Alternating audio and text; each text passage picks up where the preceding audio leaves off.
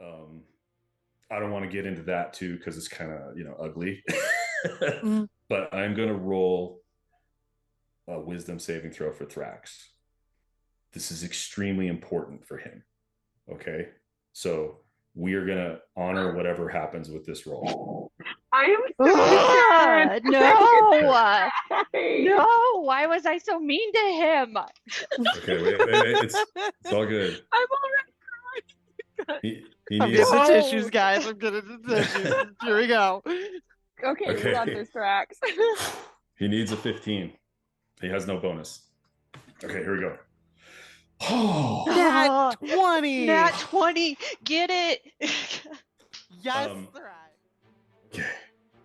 So as we pick up the action on the morning following your adventure into the forest, where you recovered some items for the gnome shopkeeper Holpep, you have left the village of Cobb, gone out on a jolly boat across the water, and approached the Cheerless, which is about a 70-foot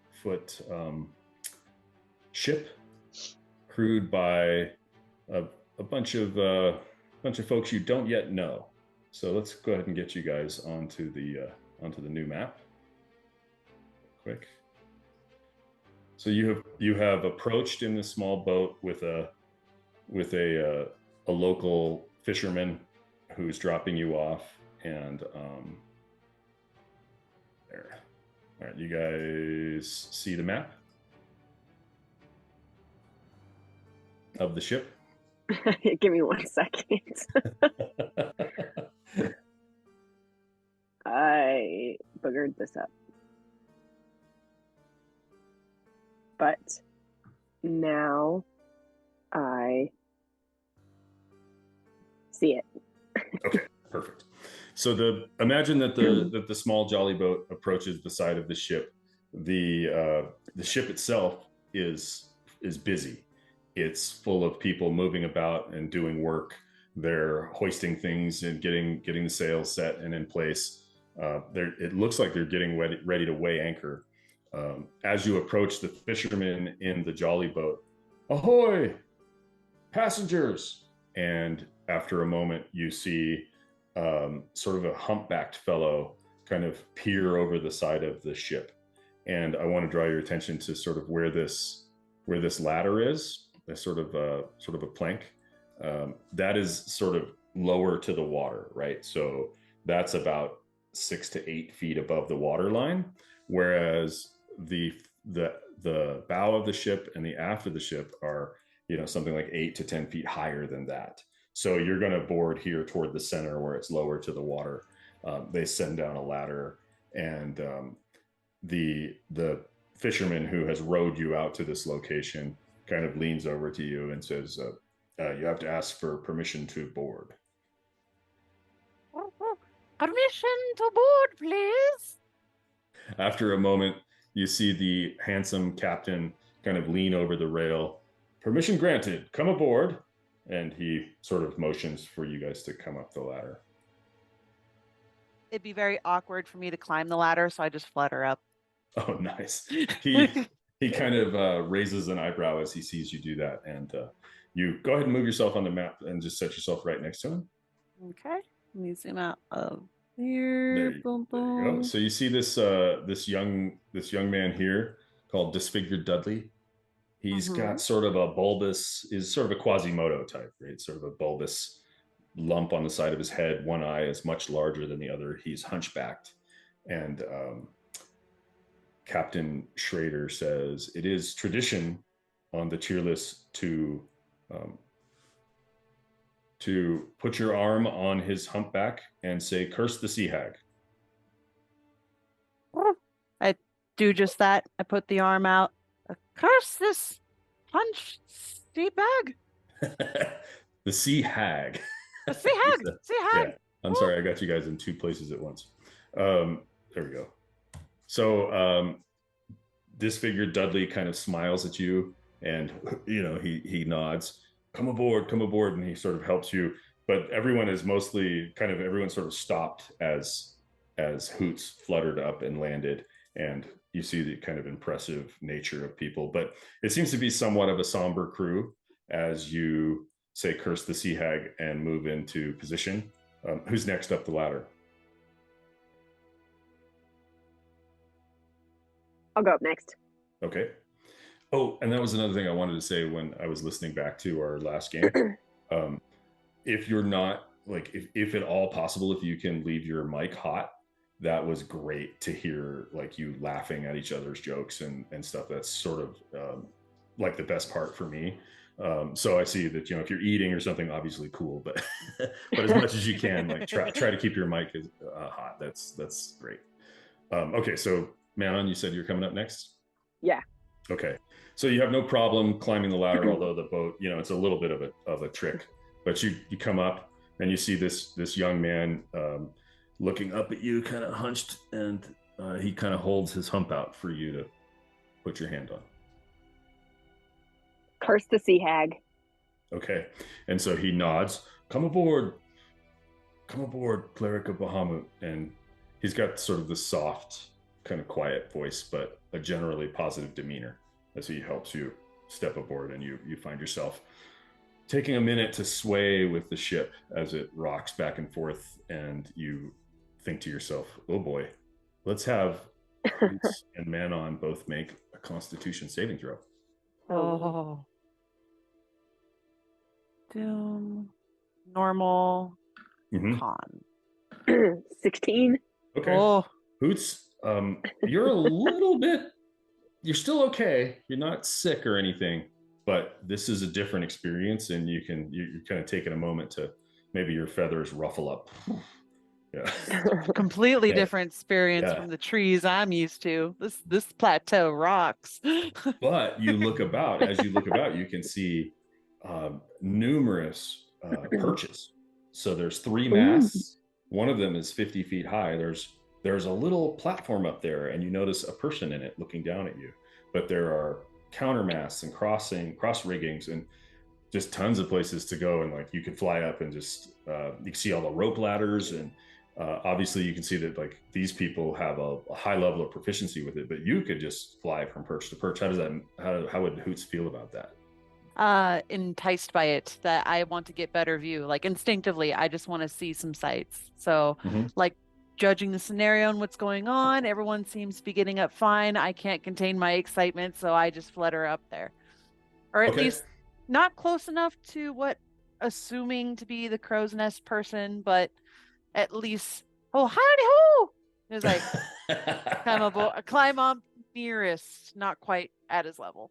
Your impression is that these folks are not quite used to an owlin, but as you approach up higher, you recognize Salty Sebastian, whom you drank with, and he waves at you and says, "Come on up!" And so you join him up there, and sure enough, it's a wonderful view. Kitty, you and Thrax are in the jolly boat, and I'm not gonna lie, it's awkward. Ooh. Because he's like trying to steady the ladder, and he's like, do I go first or does she go? Do I put out my hand for you to hold it? He's a hot mess. If I go up first, she'll think I'm looking at her tail. If I don't go first, then I'm not a gentleman. Kitty looks over to Thrax and goes, "Go on aboard, big boy. You got this." Okay, so he gives you the thumbs up, and up the ladder he goes. He gets to the top. Who's this, Dudley? Oh, Dudley. Oi! And he curse the sea hag. And then he joins Manon on the deck, and the fisherman takes over the job of steadying the ladder for you. Perfect. Kitty looks at the ladder. She was hoping that as everybody else gets onto the ship, they won't look back and notice that she's a little uneasy on her feet, which she normally is not. The water's kind of swaying back and forth a bit, and she's a little bit nervous about getting dunked into it. So she jumps onto the ladder and quickly runs up onto the boat, feels a little bit relieved.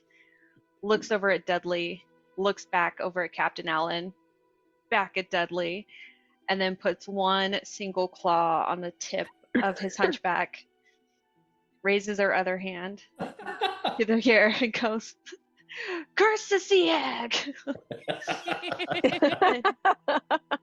Quickly notices that there's really high perches that she can claw up to, and she very much wants to be as far away from the water as possible. So she goes over to the first mast that she sees, and she climbs up opposite of Hoots on the other end to overlook. Okay, great. So Hoots, you are up here next to Salty Sebastian. Kitty, go ahead and move yourself wherever you wish to be, but let's have Thrax and Kitty do a Constitution saving throw. Just straight up. Oh, I'm going to turn off Thrax's advantage. Oh, Thrax is fine. Kitty, you're a little nauseous. It's going to take you a couple hours to get your bearings, but basically, so you kind of climb up the mast, and some of the sailors kind of stop working and they watch Hoots and Kitty. Like half of their guests have just gone up into the mast, and the captain kind of puts his, well, I'll admit it, this is a first for me, but you, what was your name? Manon? Follow me. And so he leads you to the back corner of the ship, sort of where these ropes are here, and right over here, he leads you up here, and basically says, you all can set your hammocks up, and he's got a pile of ropes and hammocks, and you set yourselves up here. It is a nice day. It's sunny, but it's sunny and clear, but it's probably still in the 50s, and you're thinking, ooh, this could be a cold night. But he's like, for now, just stay out of the way. You've paid your passage for the first part of this voyage, and we will collect the remainder when we arrive. So if you don't mind, he looks up. Hey, cat lady. Yes. Just try to stay out of the way. You're on the rigging there. If it starts to move, I don't want you getting knocked off. That's actually. You don't worry about me. I'll watch the rigging for you, knowing nothing about sailing, pretending that I've been here before. Go ahead and roll a persuasion.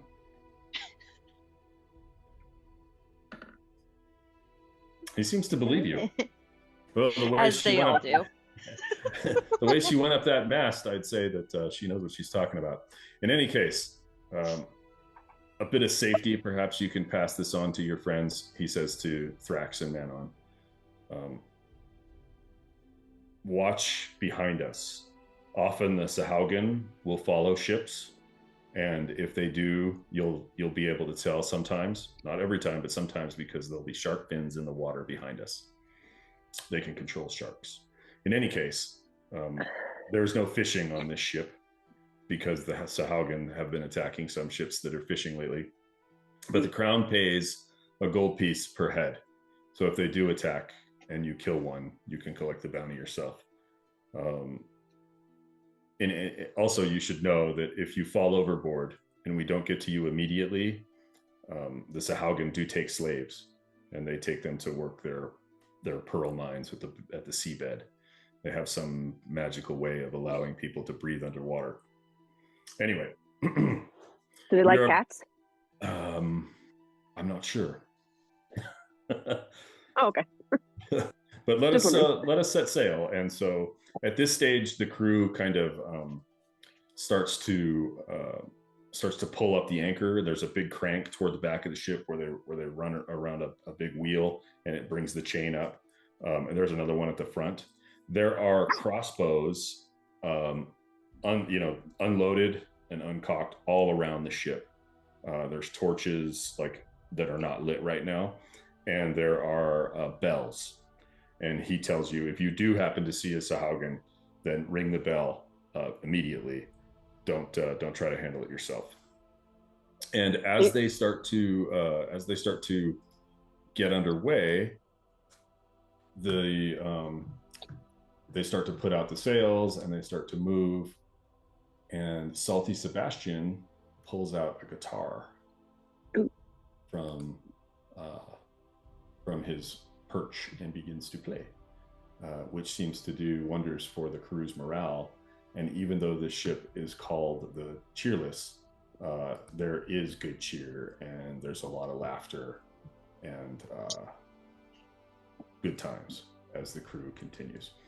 At this stage, I would like to kind of fade into the background a little bit as you're simply leaving the harbor of Cobb, and you, Hoots, are checking the note that Holpep gave you, and she had placed everything in a small bag, like a knapsack size bag, and had told you, I know how much you enjoyed the tea, so there's tea in the bag, but also so are the items.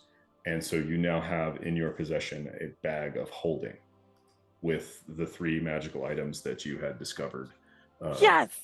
And so you may write that down on your character sheet. I may have already done it, so feel free to check that.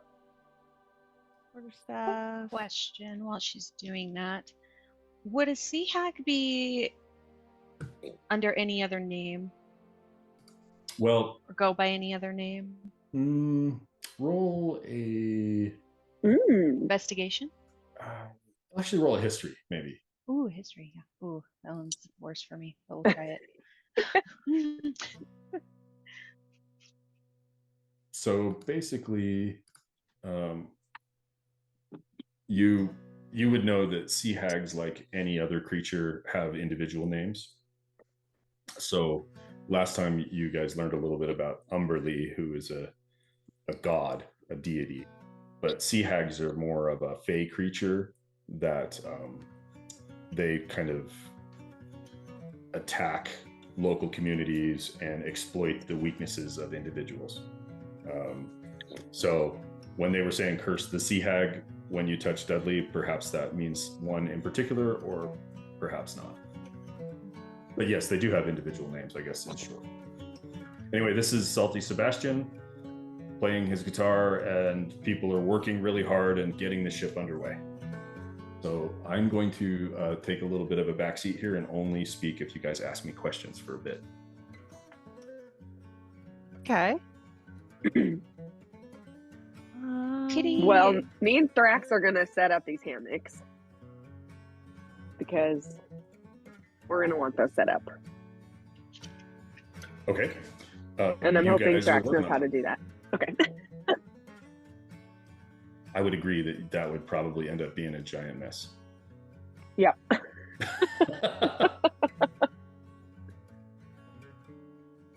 Kitty Okay. understands the importance of preparation, and she notices there's a lot of seagull,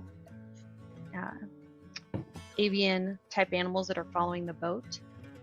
So what she'd like to try to do is slip one of the seagulls, one of the smartest seagulls, of course, a message to take to Aerie so that it can get in the hands of one of her fellow criminal contacts so that they know to look out for a person of interest that we want to find named Dusty or Cersei Dust Feathers.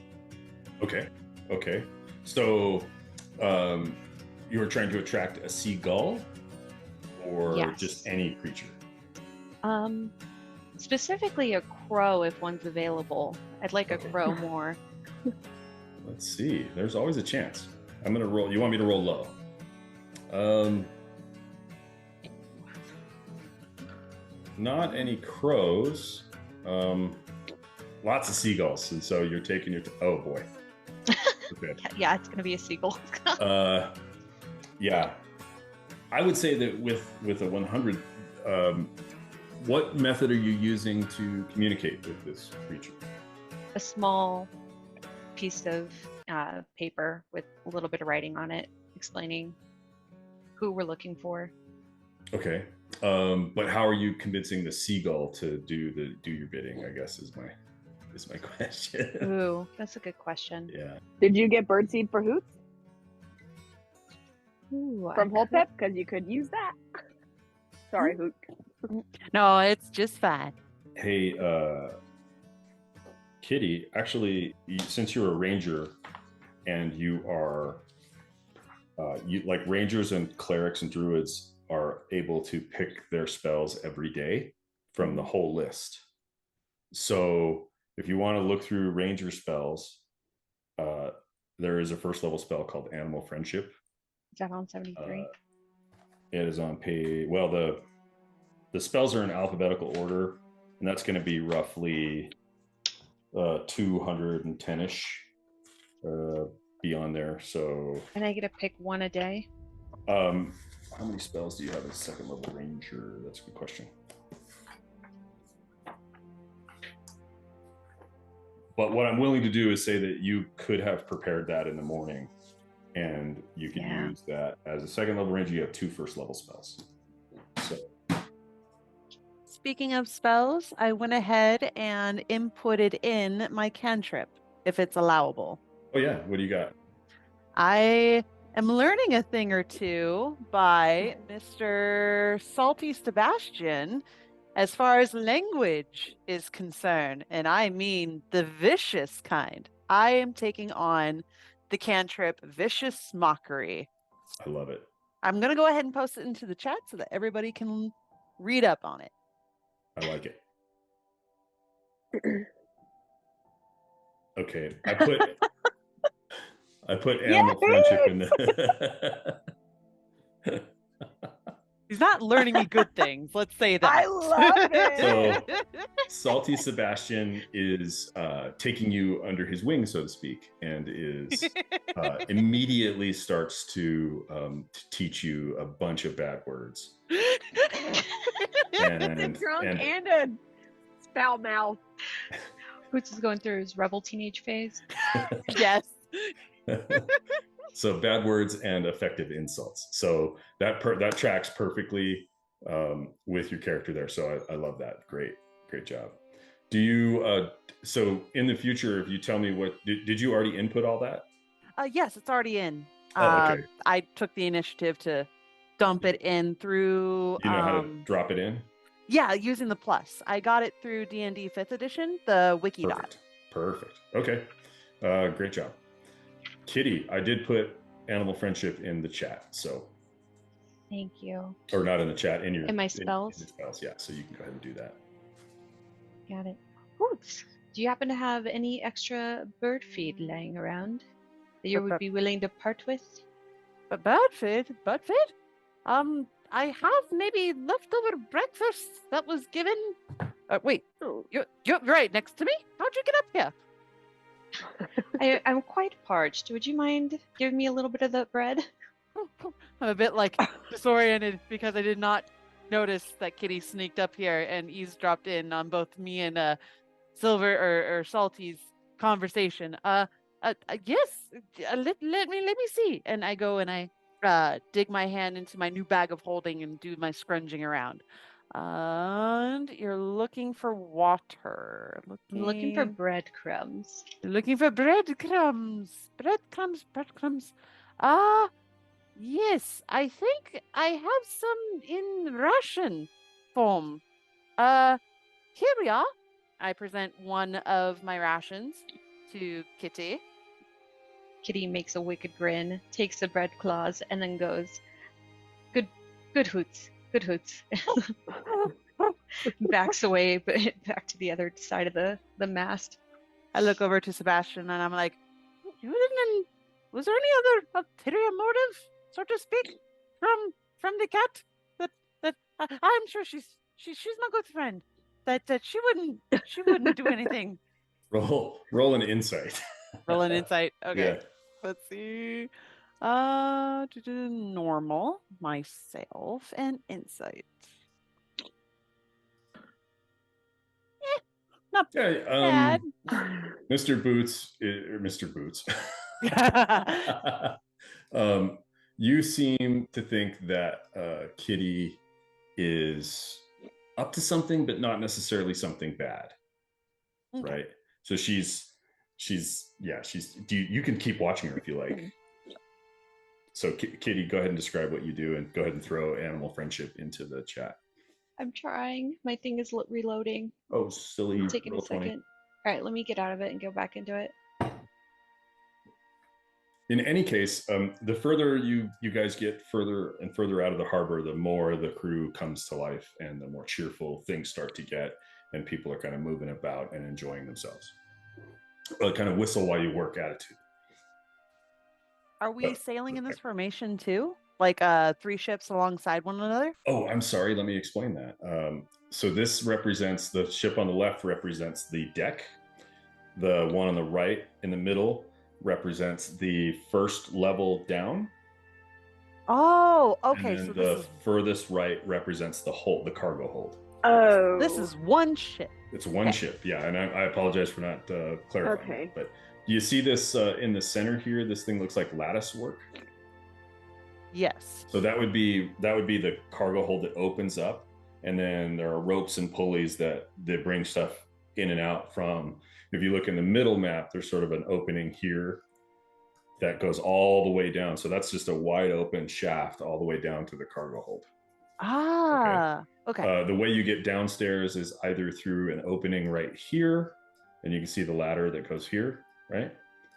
Or a trapdoor here toward the bow. See that?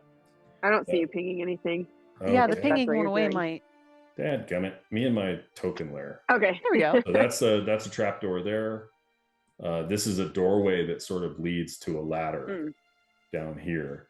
And then this ladder at the bow leads all the way to the cargo hold.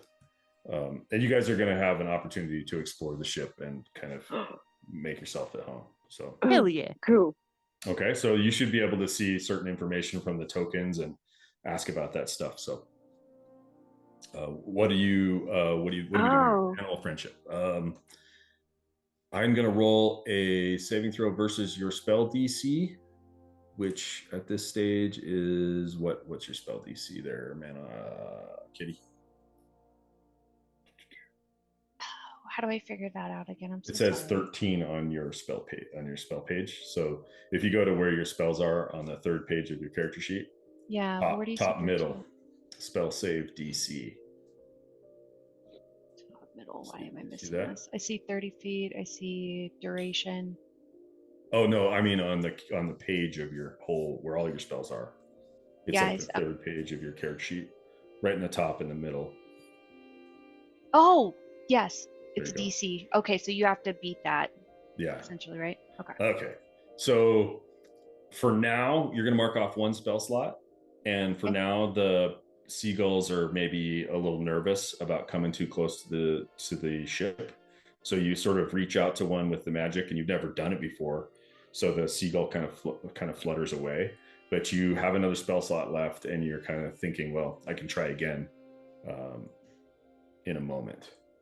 Right? My spell slot. Okay, that's because I have only two at the moment, right? Correct. Yeah. Okay. Yeah. Okay. Anyone else?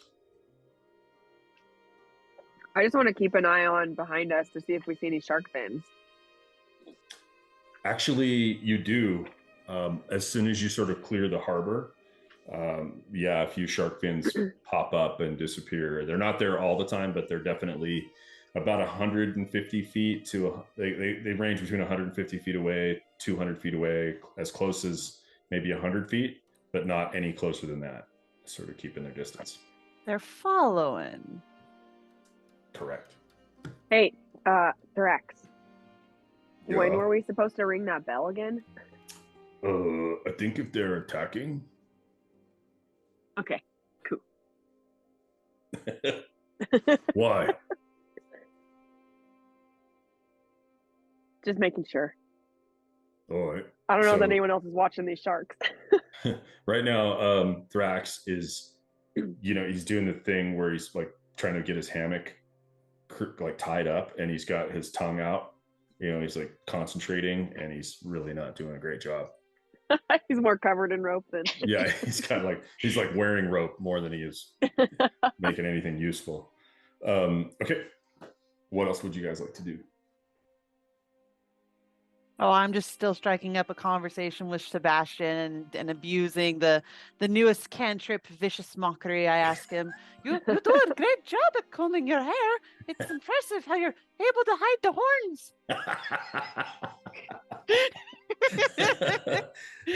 He's a tiefling, right? Or if I'm getting that confused. Oh no, No, he's he's a human. human. He appears He's to be human. human. Yeah, Oh, salty okay. Sebastian.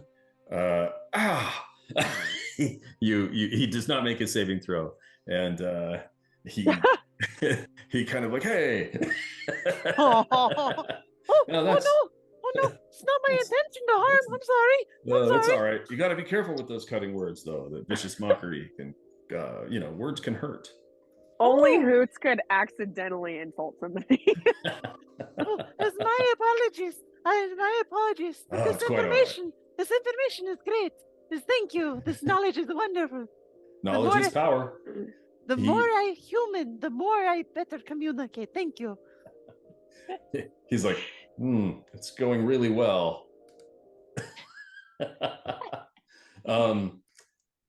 At that stage, he actually, since he's playing the guitar from his crow's nest and sort of like kind of feels like he's a little bit maybe the morale officer, he has a knapsack hanging in the crow's nest with him, and he kind of digs through it and hands you a flute. And I'll teach you how to play this since we have 6 days, if you're interested. Oh, yes. I have like weird way of grabbing it via the feathers, like, okay. So it's going to get some used to. It might be a little difficult, but you'll figure it out, he says.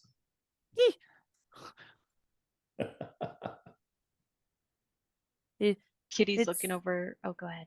Oh, the high-pitched whistle that I hear initially. So, integrating now in processing and learning with Sebastian. Okay.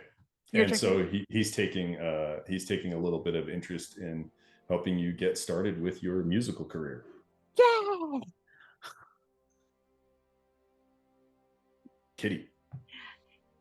Kitty's grumbling to herself, kind of frustrated that the stupid birds won't come near her with this well thought out plan that she had. And now she needs to go back to the drawing board. So she looks down at the boat, and she has the ability, being a rogue herself, to be able to tell who else amongst the crew might be a criminal contact. And she's going to roll investigation to see who might also know that thieves can't. Okay, do it. I was going to say, I think there's somebody below deck you might be interested in. Ooh. So let's have an investigation. Oh, nice one. Nice. So definitely you as far as the people that are coming and going from the crew, you probably think that Blackjack Jade could understand your communication style. She's been around the block probably. Yeah. My eyes narrow into pins, and I decide to slowly climb down the mast and ever so carefully, but not sneak up on Blackjack Jade, to have a quick conversation to see if she might be able to get a message to our location we plan to dock at in 6 days. Okay. So she's hauling rope. She's pulling on a bunch of pulleys. Roll an insight.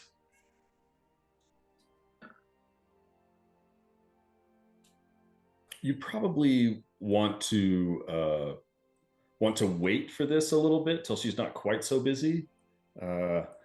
She's not putting off the vibe that she has time right now. So let's just say, for the sake of argument, that you kind of hang back until she's more or less finished with her duties, and she's sort of there near the wheel, but the captain himself is sort of steering the ship at the moment, and she's back over here, just kind of leaning back and also watching for shark fins. But you approach her. It's maybe getting on toward just maybe getting close to dark, because you guys didn't leave till close to noon. So what do you got? She sees you approach, kind of raises an eyebrow. Come up to her and I see, I feel like you are within the same guild as me, if that's the right term to use. There's a Well, message I need to get across to Aerie. let me see here. She kind of raises an eyebrow, and let's have her do that. So Kitty, as you say the word Aerie, you kind of realize that not a lot of people have known what Hoots is. And so maybe you're kind of wondering if she doesn't seem to know the place. I've never heard of this Aerie. What is it? Oh, it's a great place to vacation, and nothing you really need to go visit yourself. I just am looking to see if somebody might be able to send a message out that way for me. Well, you can always, if you've got a platinum piece, you can always call for a raven. Roll an Arcana. So Kitty is sort of foreign to the human parts of Moonshae, having grown up in the Oaks by the Sea. So you don't actually know what she's talking about. Again, what you do with that information is up to you. Little bit steep of an ask for the price I'm looking for, but thank you for your time. I will try to find another way to get the message I need sent. Right about at that point, when she's nodding at you, she looks back at the water, and then she sees the shark fins, and she's, Captain, look aft. And he whistles for someone, and Disfigured Dudley shows up and grabs the wheel. The captain and Blackjack Jade go all the way to the back of the ship, and they're watching the shark fins in there. And he says, quite a bit more than usual. He looks over at you, Manon. I don't expect you're looking forward to sleeping on the deck tonight. No.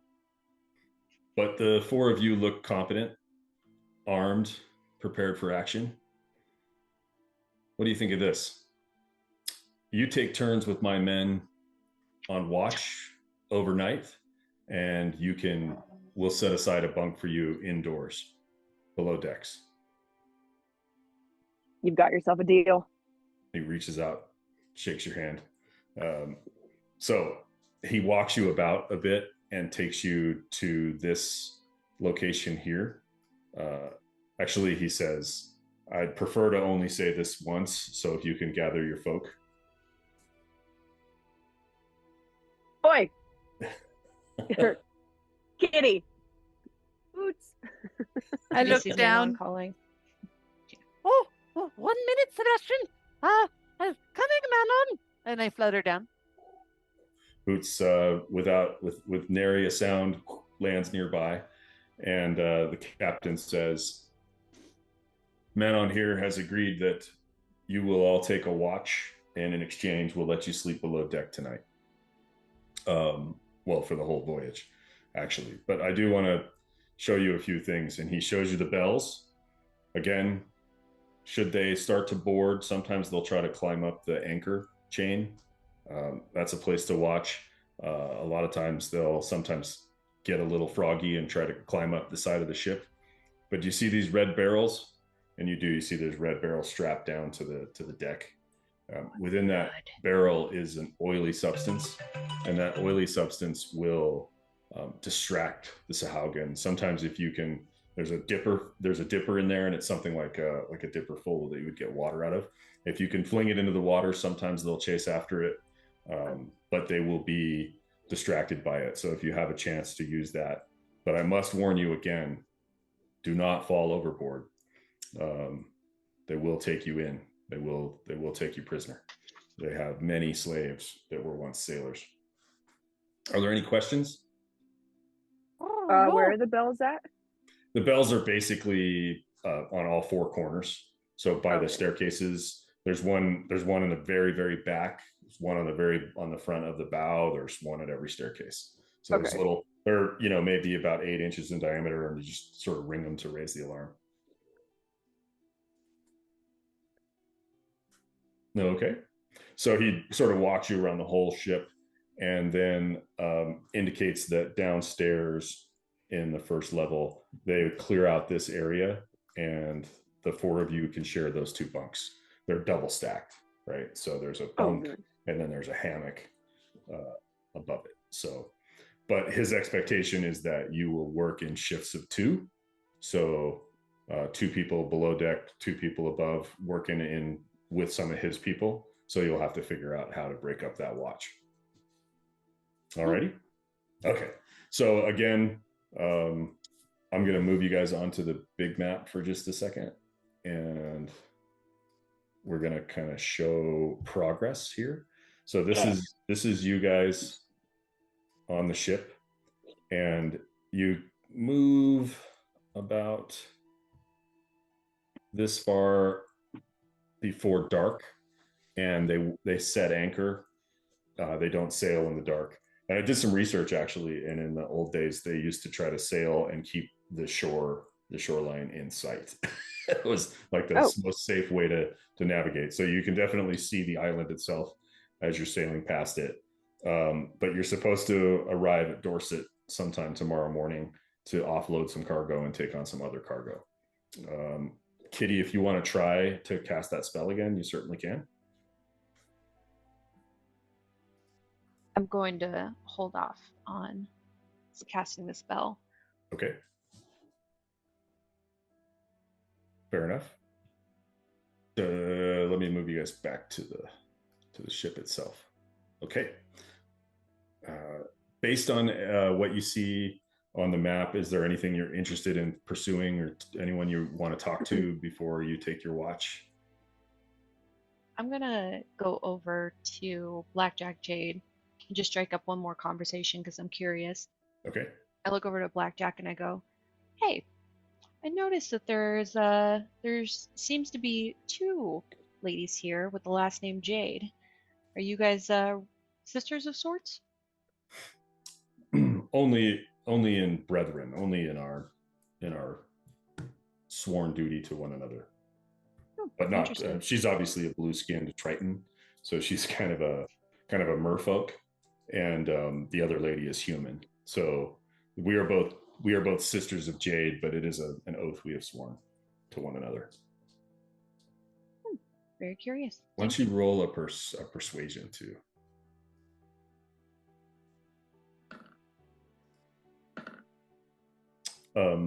So she seems a little bit aloof and kind of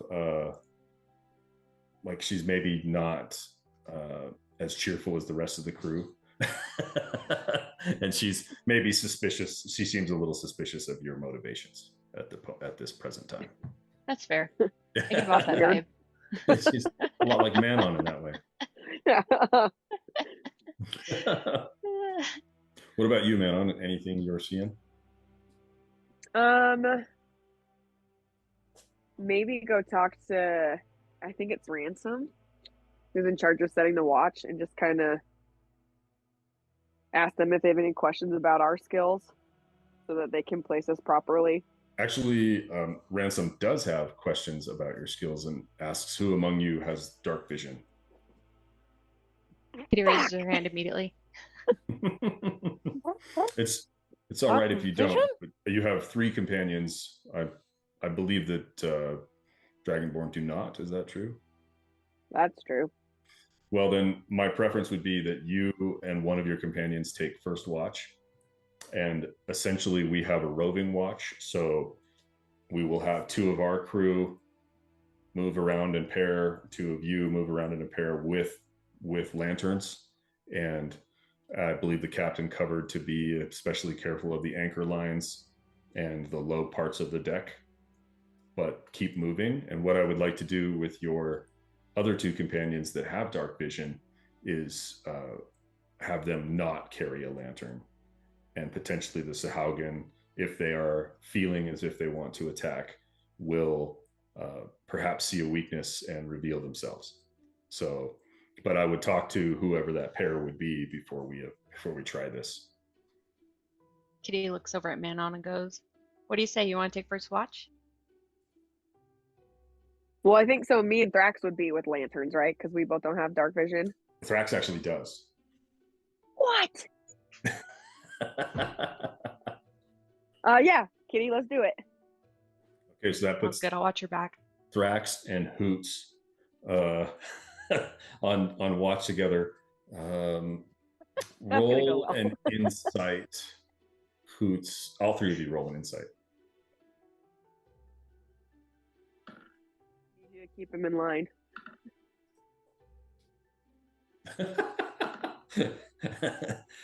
Who beat an 8? Let's see, all three of you. Thrax is crushed. Oh, yeah. Oh. He's trying not to show it, but he is badly disappointed. You definitely want to play poker with him. Okay. So adorable. He's so sad. So, what were you saying? I'm sorry, I think I interrupted.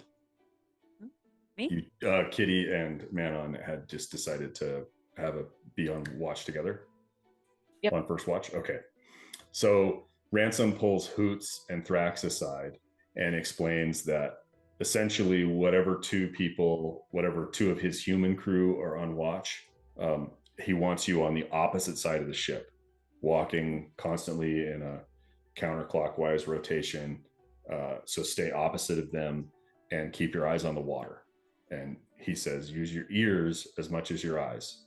Your dark vision gives you an advantage, but remember, you'll hear them possibly be on the lookout for, or on the listen for anything that splashes or any white water. And when in doubt, ring the bell, because it's our they will attack at night if they attack at all. You've got it. All right. I look over to the Ransom and I ask, do they have any other weaknesses that we can exploit? Any other weaknesses? Mm-hmm. Not as such. And you notice he's half elven, so he's got the kind of the pointed ears, and he's sort of a handsome face, long kind of blonde hair, and he's kind of armored. But he says, so Haugen, they don't have weaknesses as such, other than if they're out of the water too long, they can go a little ways upshore, perhaps 4 hours, but that's not enough to necessarily exploit. There is the red barrels. If you find yourselves crossing swords with one, dip into the red barrel and it will confuse them or distract them. And he goes over and he lifts the lid really quick, and there's kind of like, it's strapped down, but there's a lid that you can pry open, and there's literally just like a dipper, and it smells kind of fishy and oily, but he kind of drips it out. It's just this red liquid, and essentially he just explains that you would just splash it across the deck and it will cause them to maybe get confused. It overwhelms their senses a little bit. Okay. So in the water and on the deck? Either one. If you throw it in the water, perhaps they'll go after it in the water, kind of like chum. Yes. So there are still a number of hours before your watches are ready to start. You also notice that in the hold of the ship in the bottom level, Tower Carlton, who was one of the people you drank with in the rope and anchor, he's the ship's cook. Very large man, and he cooks a reasonably good sort of a fish stew, like a amalgamation of fish parts in a stew, kind of a pan roast type of thing. And you all have a passable dinner. For you, Hoots, it's probably the closest taste to home since you've left. A little bit of fish, but otherwise, if there's anything you want to pursue, if there's anything you're finding interesting or want to know more about, let me know. Klepto Kaylee is looking like she's sitting by herself, so I'll waddle over to her to try and make friends. I feel like Kitty would like to join in on that conversation with you. That's up to you guys if you want. So this would be when they ring the dinner bell, which is different from the alarm bell, obviously. And people kind of file through one at a time. As paying passengers, you get to go first. So you run into this small, this halfling girl down in the hold. She's helping Tower Carlton kind of clean up before and after.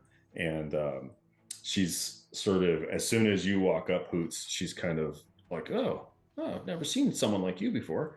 And she's sort of looking, kind of trying to size you up. What exactly are you? Oh, I'm an owlin. You appear to be just my size. I thought you would be with a friend. Are you eating alone? Oh, I'm just staying busy down here, trying to clean up and keep things moving. But yeah, she seems open to starting a friendship. Sure, yeah, she's sort of small like you, but you can also see how that would be very useful on a ship, being able to move around through easily where other people maybe struggle a little bit. So yeah, she's open to it, absolutely. Sweet.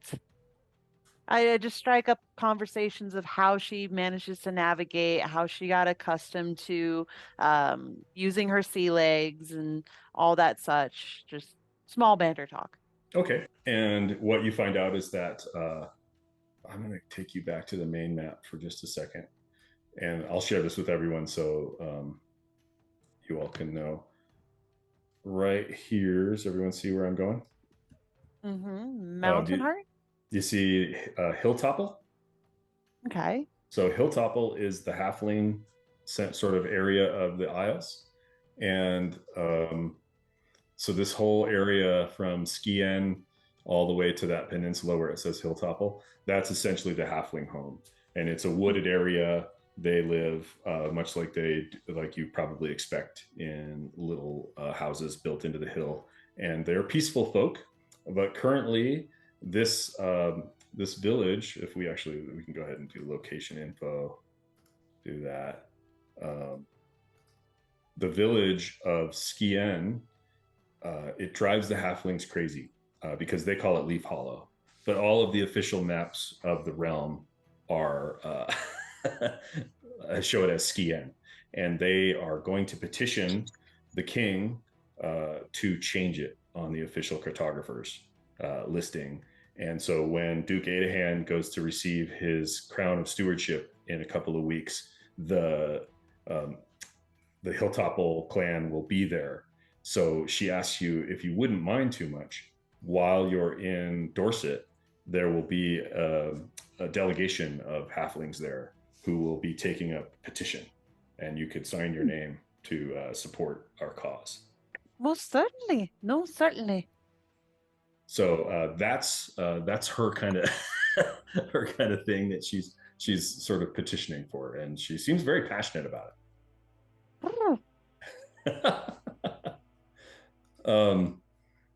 At some stage before you bed down for the night or before you go on your watch,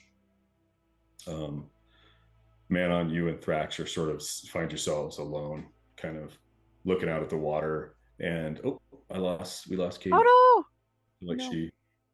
She went to just adjust her phone and disappeared. Okay, so that's happening elsewhere. Meanwhile, Kitty, is there anything you're doing? Kitty, because we're all down in the lunch hall, right?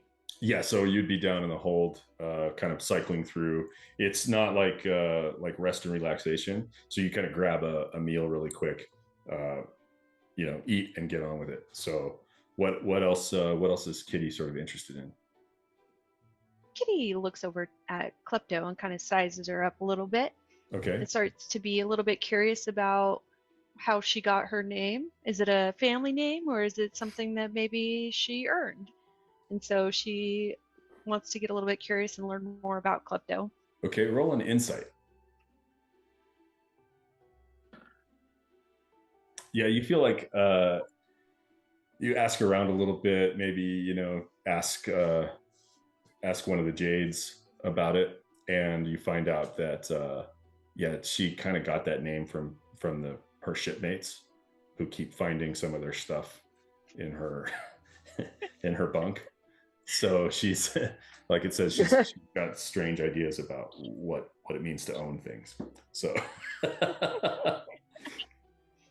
okay, so while that's happening, Manon, you're on the deck with Thrax, and it's kind of quiet. You're looking out at the water again.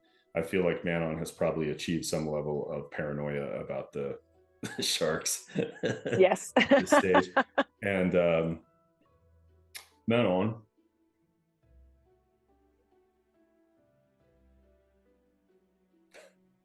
I thought Thrax was talking to me.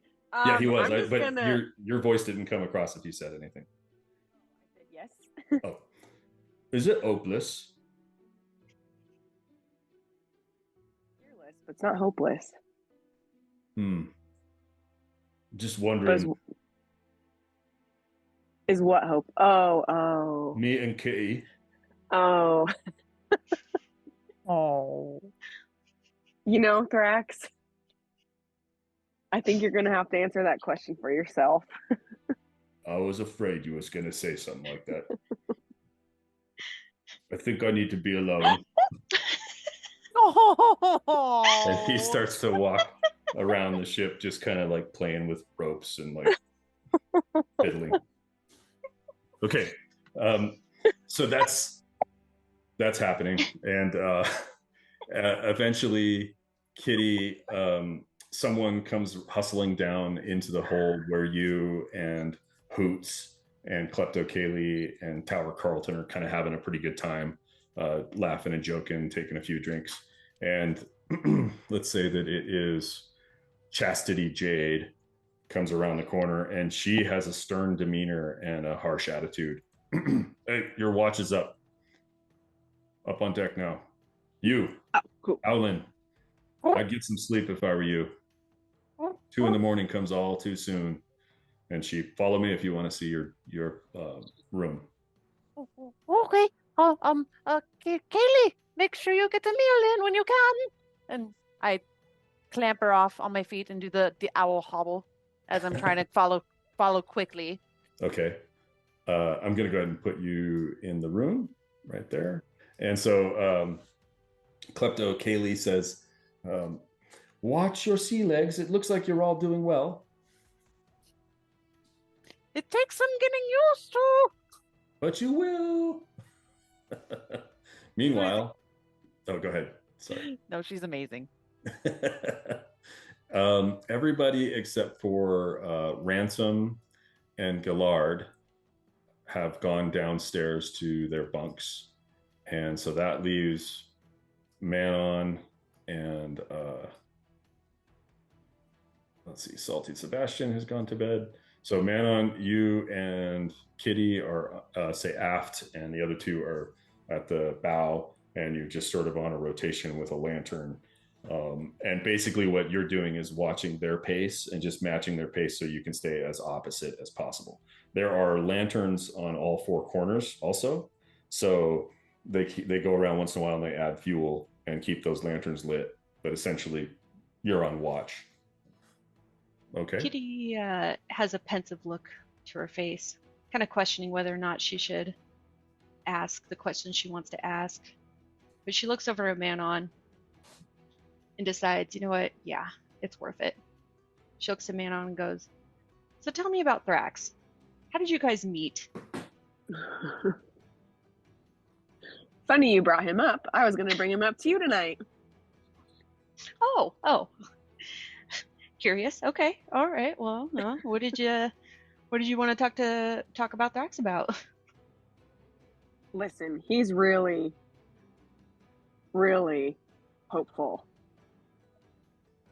about Hopeful you too. two. Oh. So, if that's not going to go anywhere, you need to break his heart now. Me and him have been friends for a long time. We fought side by side for a long time.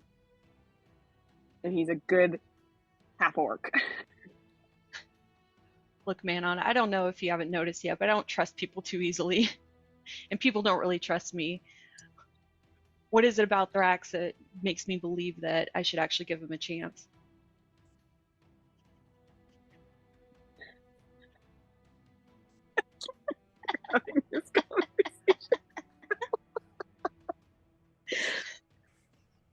Listen, Thrax is one of the most loyal people I've ever met. And there's not much shadiness to him. Or persuasiveness, whatever you call it. What you see is what you get with him. Stole the words right from me. Yeah, he seems very straightforward and honest and a good man. I have to say that's probably one of the reasons why you trust him so well too. What did he do to earn your trust? Well, I feel like when you fight with each other side by side and you've seen some things, you just kind of learn where your loyalties lie. Fair enough. You know, let's see how this trip goes, and then maybe we'll see if Thrax is worth the time and the effort. I think he is. I truly do, but it's hard to say. By the way, out of curiosity, did you see him eat flowers one day? It was. I didn't know he was a herbivore. Yeah, I didn't either, but love will do strange things to you, I guess.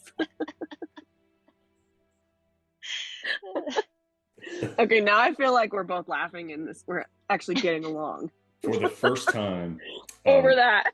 Since the two of you have interacted, you both feel a sense of camaraderie, and the watch passes uneventfully and quickly.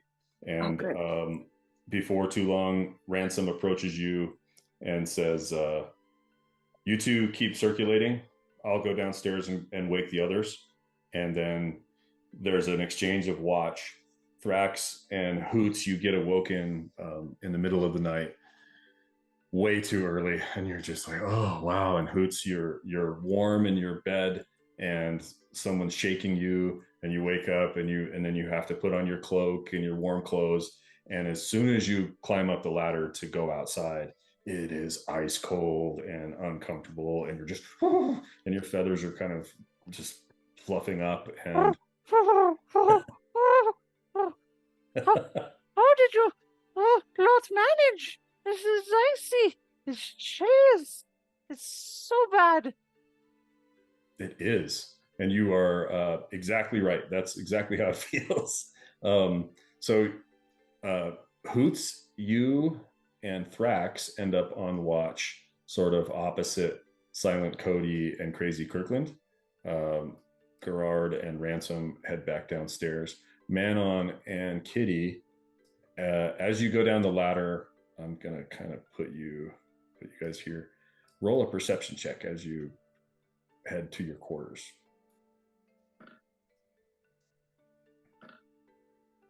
Kitty, you go down the ladder first, and you hear weeping from nearby in a room nearby. Kitty perks her ears up. She's hearing a crying, if not a wailing. It really disturbs her. So she's going to check it out and see if there's any way she can make it stop. Snuff the lights out. Wow. So, Manon, you notice that instead of going to your rooms where your bunks are, that Kitty goes across the little hallway. And mind you, these are tight areas. And Kitty, as you look into the room, your dark vision kind of revealing everything to you in shades of gray and white and black. You see a figure huddled under the blankets there, weeping quietly and shivering. And it's disfigured Dudley. Oh. Dudley. I look over at Dudley and I kind of sigh and go, Dudley, what could you possibly be crying about? So he didn't know you were there. He kind of starts, like he jumps, and his blanket's he's only got like a small blanket on him, and he kind of looks at you, and his blanket has fallen off, and his arm is, have you ever gotten like a muscle cramp that causes your like arm to like curl up? Mm-hmm. And you could just see spasms racking his body, and like his one large eye, like a tear is leaking out the side, and he's just, I'm sorry, I'll be quieter. Oh, Dudley, no. Let me take a look at it. I might have something that might be able to help. So you kind of come in a little bit closer, and he's just rocking back and forth, and you actually roll a medicine check.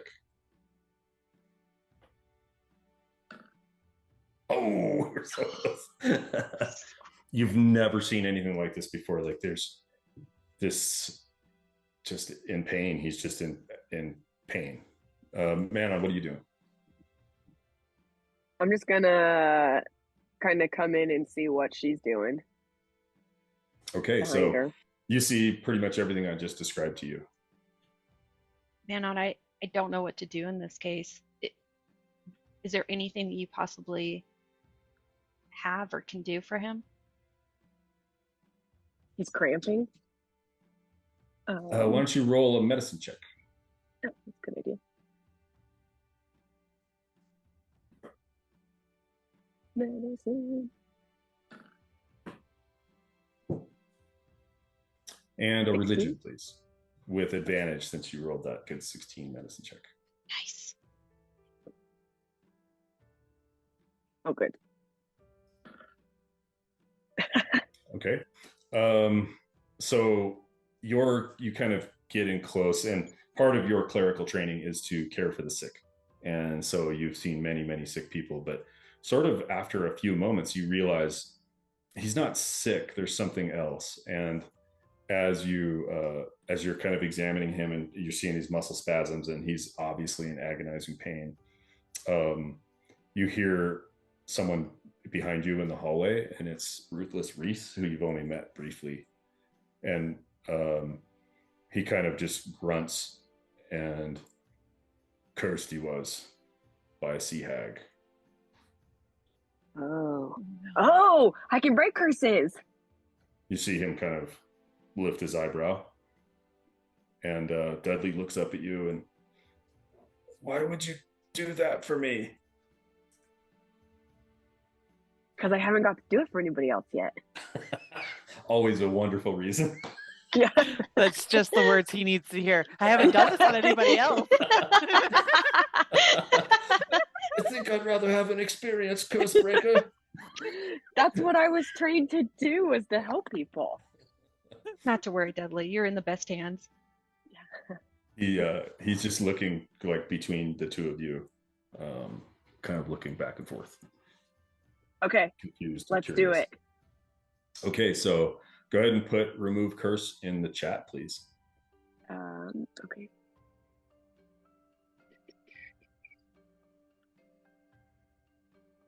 All right. At your touch, all curses affecting one creature or object end. If the object is cursed magic, the curse remains, but the spell breaks the owner's attunement, so it can be removed or discarded. Okay, so roll religion again with advantage. Okay. With advantage. Oh man. So this is a magic item. This is your necklace of prayer beads. So yeah. It is what color gem is it? The topaz. So it's a topaz gem, and you start to kind of hold it in your fingers and you reach out your hand. Would you reach out with your left hand or your right hand? I would reach out with my right hand. Okay. Real quick.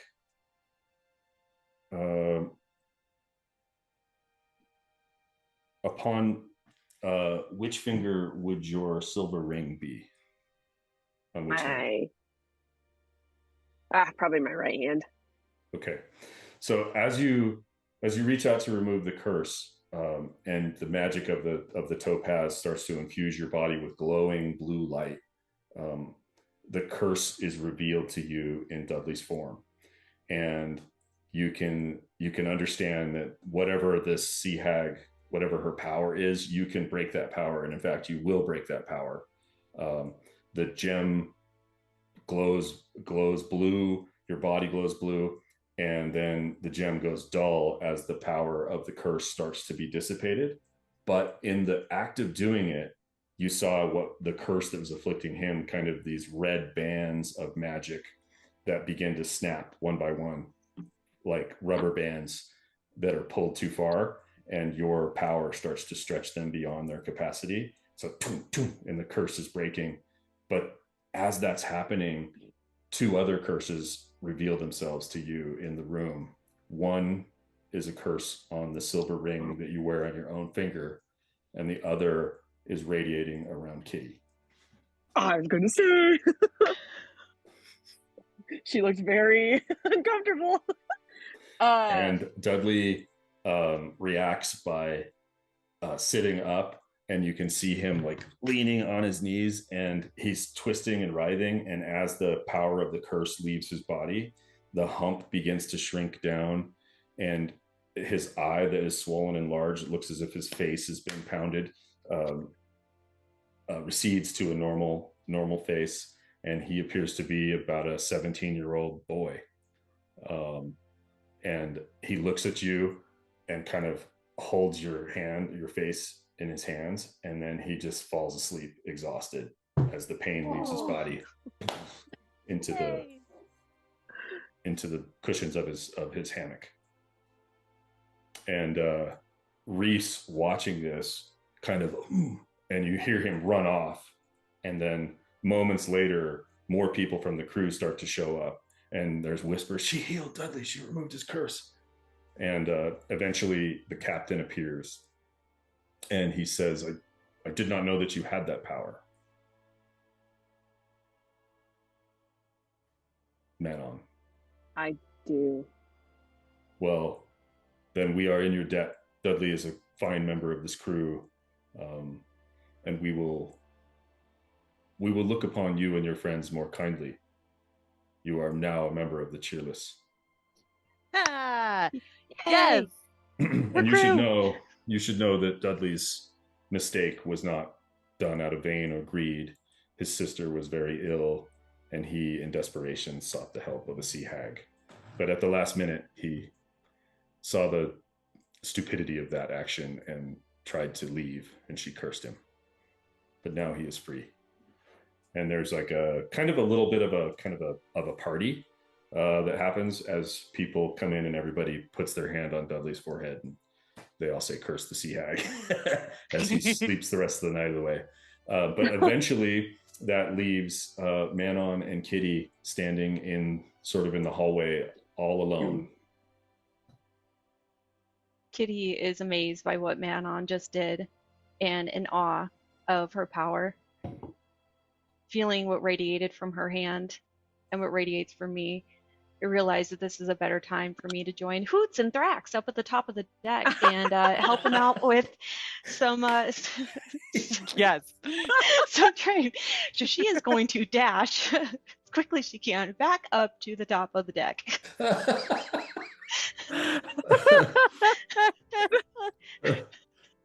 best part is that I was just going to let you sit on that. I wasn't going to bring it up. We can still do that. I mean, we don't have to talk about anything of importance. So Thrax is like, Kitty, what are you doing here? Aren't you meant to be sleeping? You know, Thrax, I just figured you guys might need an extra hand, and heck, if you'd like, feel free to go down and comfort Manon. She's been through a lot. I'll stay watch with Hoots up here. You see him immediately when he said she's been through a lot. He his hand goes to his axe, and he just, what? Is she okay? She'll be just fine, but I think she needs a good trusted friend right about now. I better go check on her then. And he fucks off to downstairs, leaving you and Hoots on the deck, opposite of Silent Cody and Kirkland. Well, Hoots, old buddy, you see anything exciting up here? I look over to Kitty and go, look what I've been doing. And before Kitty, it is clear to her as she's seeing this. Let me bring it up and put it in the chat 1 minute. She's seeing this conjuration, this cantrip of an illusion hand appear, and it is holding the dopper, the handle ladle, and has been drenching it within the water as we're making laps and circles. So not continuously, but only when I do the next round, lace it onto the other side and then lace it onto the next side. And I'm like, I can use my hands to practice this flute. So I'm letting the magic mage hand do the work as I'm trying to still get down the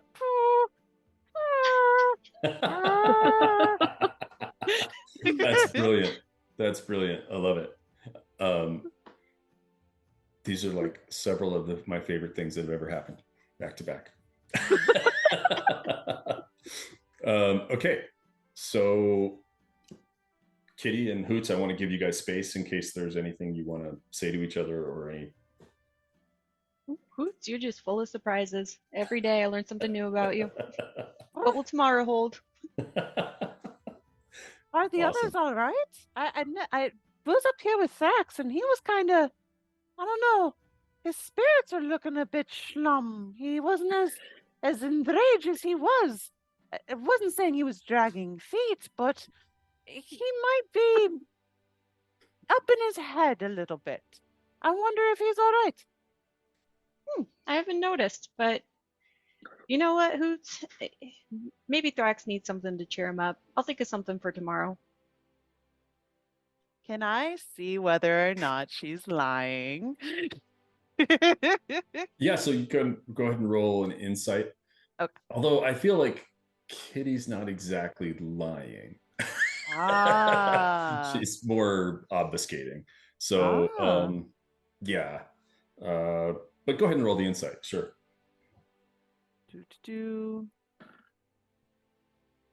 This represents Hoots maybe becoming a little bit more sophisticated in his communication skills as you realize there's something going on that you don't quite understand, right? So something that's off between the human nature or discussions. I take note of it, but don't press it. Okay. More to learn as the adventures go on. Fair enough. And at any rate, the rest of your watch passes without incident. As the sun rises, the crew rouses, they get the sails going, and it's a very short distance to Dorset, where they essentially a giant kind of flotilla, like a barge, comes out with which they unload items onto and take items off. There's a little bit of trade that happens. They don't have time for you guys to disembark in Dorset, so you just continue on your way.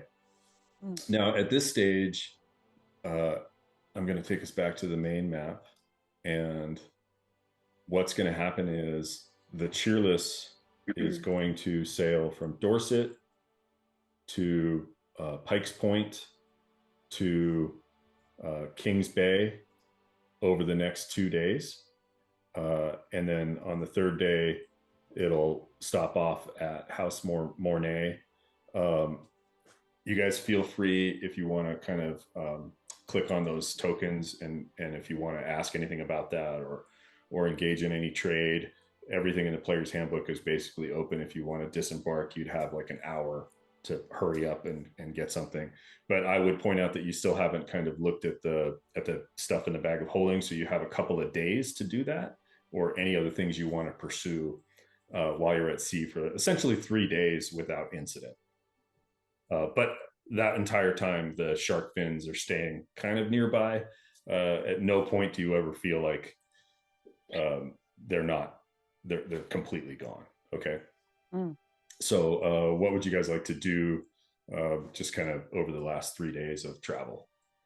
Every morning, Kitty gets up a little bit earlier than the rest of the crew and heads into the Merce Hall to prepare her breakfast as well as Thrax's breakfast to hand to him each morning that he comes in.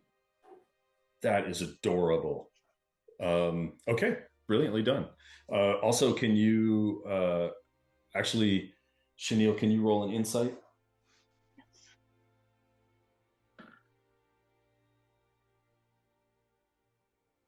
What did we get? Oh, that's not bad. 16. So I'm going to say it's the morning of the third day, and we can backfill anything that has happened in the last 3 days.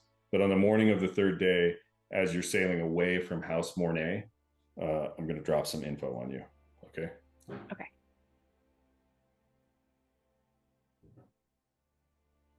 What would you guys like to do, if anything? Study Do we the want to jug. look at that? Say that again. Studying the jug and the magic items. Oh, Yes. perfect. Yes. Over 3 days of experimentation, Hoots, it is not difficult for someone of your talent and skills, especially with a mage hand and all the things you're learning, to discern that it is an alchemy jug. And I have already put it on your character sheet.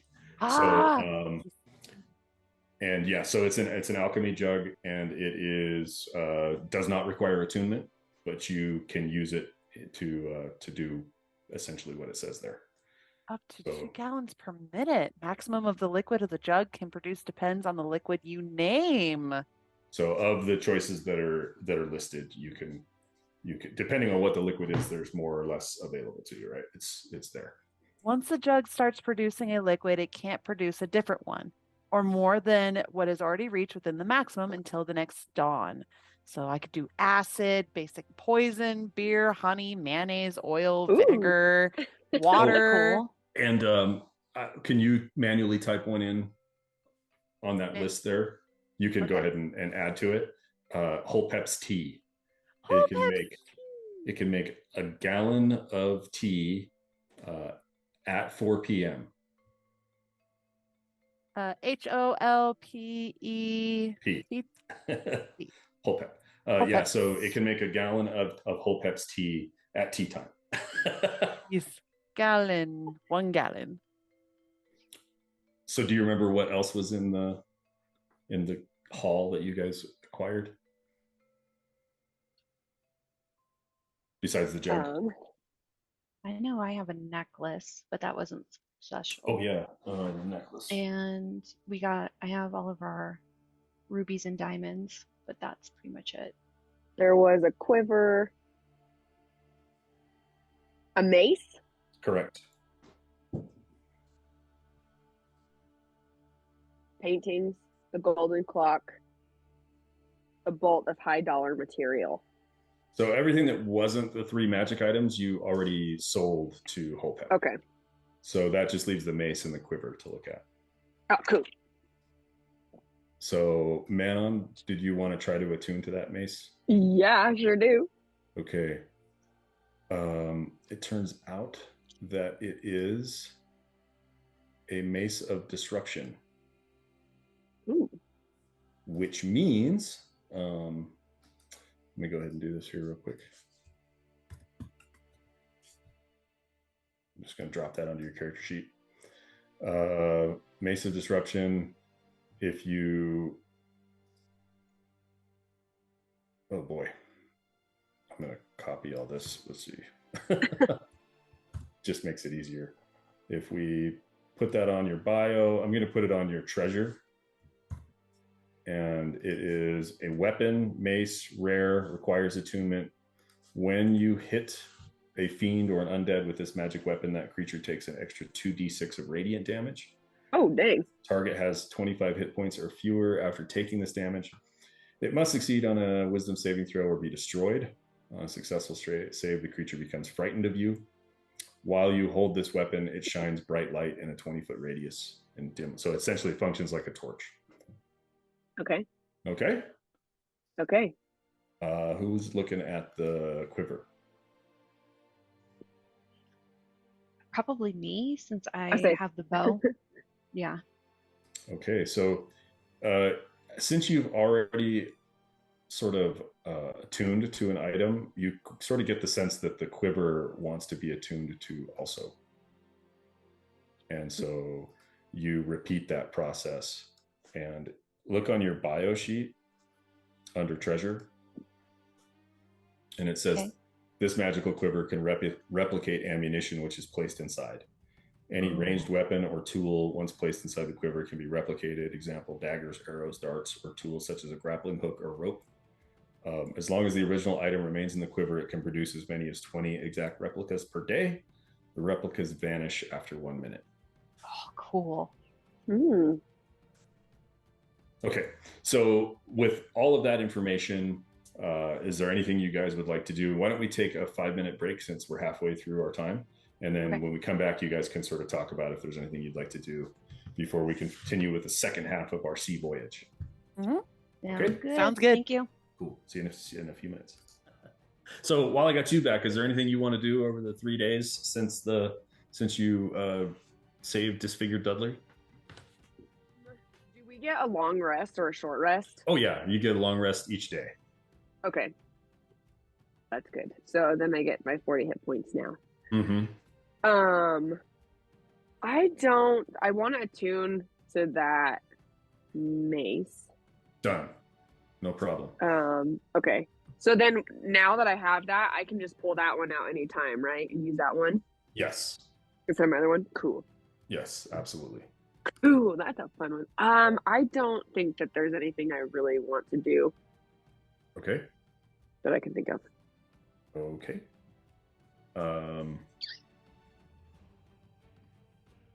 Did it come across that your ring is cursed? Oh, yeah. I was just going through the curses. I can't really remember my ring. So yeah, go ahead and hit your For my grandma. Oh yeah. It's Okay. there if you want to refresh yourself on that. It actually says on your character sheet too. Yeah, I think I would maybe like to see if I can figure out more on that curse while we're just hanging out. Okay.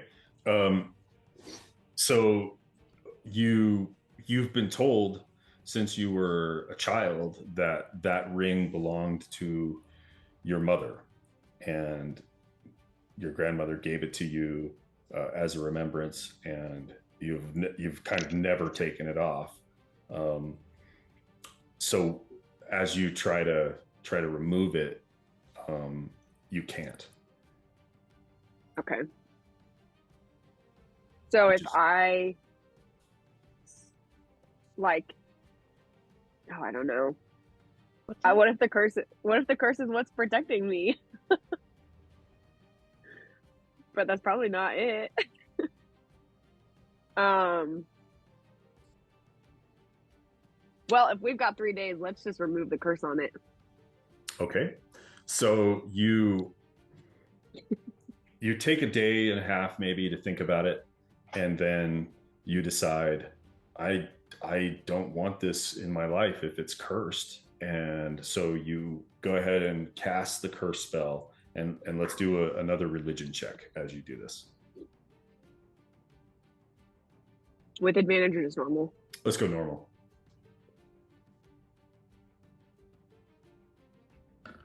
Oh, Ooh, nice. Nice one. Okay. The curse is removed, and you feel as if as you've done that, it sort of takes a little bit of time but this silver ring immediately tarnishes. So its bright silver surface becomes like tarnished and ugly, and you take it off, but you feel like there's still some power in it. But it's still sort of connected to you in some way. There's another step that has to be taken, but you can't think of what it might be. It's not something that you can do now. You feel like it will reveal itself to you in the future. Okay. So remind me the next time I ask you to make an insight check or a perception check that you could have advantage if it has something to do with this ring. Okay. Okay, so just keep that in your mind. Does Kitty see this happening? Manon, would you have done that in private or just sort of on the deck, or what was your thought? I probably would have done it like in private, but like not like a showy thing, but like I've been like kind of pacing for the last couple days, looking at it, trying to take it off, pacing. And so I think I finally got to the point, like I went to a corner of the deck and sat down and said, okay, let's just do this now. So Kitty, I would put that back on you and ask you, given what you saw with Dudley and what's been going on, would you try to be avoiding Manon, or would you be like keeping an eye on her? What would Kitty's kind of process be there? Well, Kitty has not gotten very good sleep the past few nights. Every time she's tried to curl up, even with her, what do I want to call it? What are those animals called that people have when they bring in an airport? Emotional support. Yeah, my emotional support Hoots at night curled up next to me. Emotional support Hoots. I've been struggling whether or not to ask for help, and because it's not easy for me to do, especially for somebody as ferocious as Manon, who I admire but also like to challenge. So I reluctantly one night go up to Manon after my third straight night of not getting any good sleep, and I look to Manon and say, what you did for Dudley was pretty amazing. Do you think that curse breaker would work on other items? Is this before or after I did my ring? This would be the same day, so later in the same day. Yeah, it appeared to work on my ring. There's still another step I need, so I guess it's not the end all be all the time, but So it's not guaranteed, but there's a shot. Yeah. Well, any particular reason you're asking? Well, there's this compass my father gave me, and I want to be disconnected from it. It is one of the last things I have of him, but at the same time, it holds too heavy of a burden for me to continue on keeping. I'm hoping that you might be able to break the curse on it. Well, if you're sure. I'm sure. I'm down to give it a try. Let's do it. Okay, cool. Would you guys mind if if Chenille and I step out for a second and I talk to her real quick? This is usually when you're playing in person, it's a lot easier to do. So give me like 1 minute, okay? Okay, I'll go on mute. And Yeah. Yep. I'll talk to Hoots. Oh, Manon, I'm having a good breakfast. They provided some fruits. From what I was told, it prevents scurvy. What is scurvy? Is it an ailment or a buff? I don't exactly know, but I know you don't want it. Oh no, you want the fruit. Eat the fruit. You don't want scurvy. Oh. My bad. Yes. Eat the fruit. Never understood if scurvy's like lice or if it's like a disease.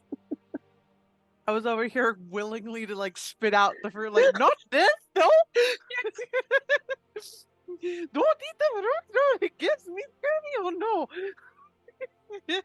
No, fruit good. Fruit is good. I mean, I've got to have like only a small bit in my village. My village, it had like very extensive variety of different exotics. But this is it's strawberries. They come from the ground. It's not usually a berry that I'd find. Most of the berries that I like to eat, they're grapes, blueberries, stuff that's vines, like that entwine to trees. But strawberries are very nice. It's very seedy. We'll have to bring some back when we go, so you can show all your family. I am going to, yes. But I see that you have this mace. Tell me more about this mace. Yeah. It's magical. Magical mace? And it lights up. Lights up? In spirits? No, when I hold it, it sheds a bright light. So it's flame torch? Yeah. Not gonna lie, but what did Sebastian say? That was pretty badass. Well done, Hoots. Well done. You're getting the hang of this. Yeah. Thrax and Kitty, they welcome. I was just sharing with Manon some berries and such strawberries. So it is about noon on the fourth day. Manon, you've just done this. Kitty and you are having this conversation. Things are going pretty well. Would you guys put yourselves on the deck or wherever you guys are having these conversations? Yeah. Just put yourselves wherever you'd want to be. You're like... out to sea. You're on the last leg of the journey. Right there. In a few days, you should be arriving near House Campbell, where the Aerie is said to be located. Hoots, you're sort of thinking like, I don't know about the last part of the journey, but cross that bridge when you come to it, right? Mm-hmm. Okay. So you guys are sort of in that lower deck area. Thrax is he's learning how to steer the ship. He's sort of, for the last few days, gotten really interested in everything that's nautical. So he's like learning how to tie knots, and he's kind of learning how those sails work, and he's actually kind of taken to it a little bit. But suddenly, from the bow of the ship, you hear a bell ringing, clang clang, clang clang, clang clang, and then whistles are blowing. And what's your immediate thought when you hear the bells whistling? What are you looking for? The Sigurgan? That's close enough. Sahaugen, whatever. Sahaugen. Sorry. Yeah. So your eyes immediately move to the water, and you start to look about, but you see Chastity Jade pointing to the sky, and you see 5 specks, winged specks, coming toward you in the distance.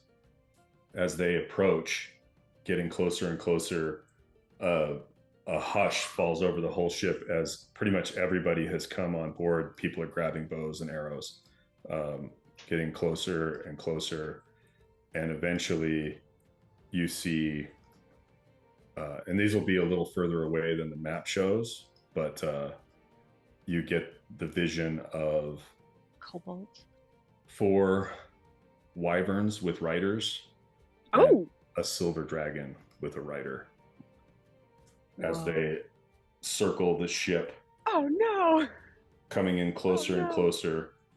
The silver dragon with its powerful looking rider approaches the side of the ship and breathes a giant column of frost onto the side of the vessel, stopping it in place. Sort of freezing it, turning the water into ice, and then the dragon lands upon the ice as these others land on each corner of the ship. Manon, you recognize the symbol of Stronix, and you recognize on the back of the silver dragon your grandmother, Lilith. And Oh, she that's cool. lands. Not cool. Everyone on the ship had their bows raised, their weapons drawn, and as the dragons and the wyverns come in closer and closer and descend upon the ship, the dragon breathes this blast of frost down the side of the ship, freezing it in place. You hear the wood cracking. The ship actually lists to the port side. Here you guys are on a boat. I get all fucking nautical. The ship kind of lists over to the port side as the weight of the ice kind of pulls it down, and it kind of the whole thing. The captain, his face turns pale. Everyone's just overcome by dragon fear, and this powerful, tall. She makes Manon seem diminutive by comparison. She wields a wooden staff. The staff is wrapped with what appears to be a dried vine, and held in the grasp of the vine is a glowing blue gem. And the dragon, as I said, lands upon the ice that it has created and kind of climbs to the side of the ship. Come on, Ken. There we go. Its claws kind of raking the wood and snapping parts of the railing. You notice immediately that one of its claws is shorter and almost deformed and held back. And Manon, you do not recognize this dragon. No, I don't. And you don't know its name, but your grandmother, looking haughtily down from the back of the dragon, her staff held in her hand. This charade must end, child. Your little adventure is over. He, under her breath, looks up in awe and goes, "Now that's a dragon."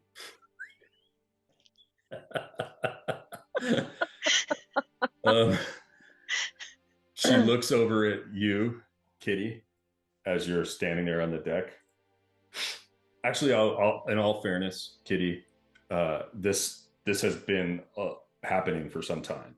So they didn't just like poof. They were descending and coming in close. They were showing their colors. They're an official entourage of the realm. So in that time, if you guys wanted to do something to prepare, you absolutely can do it.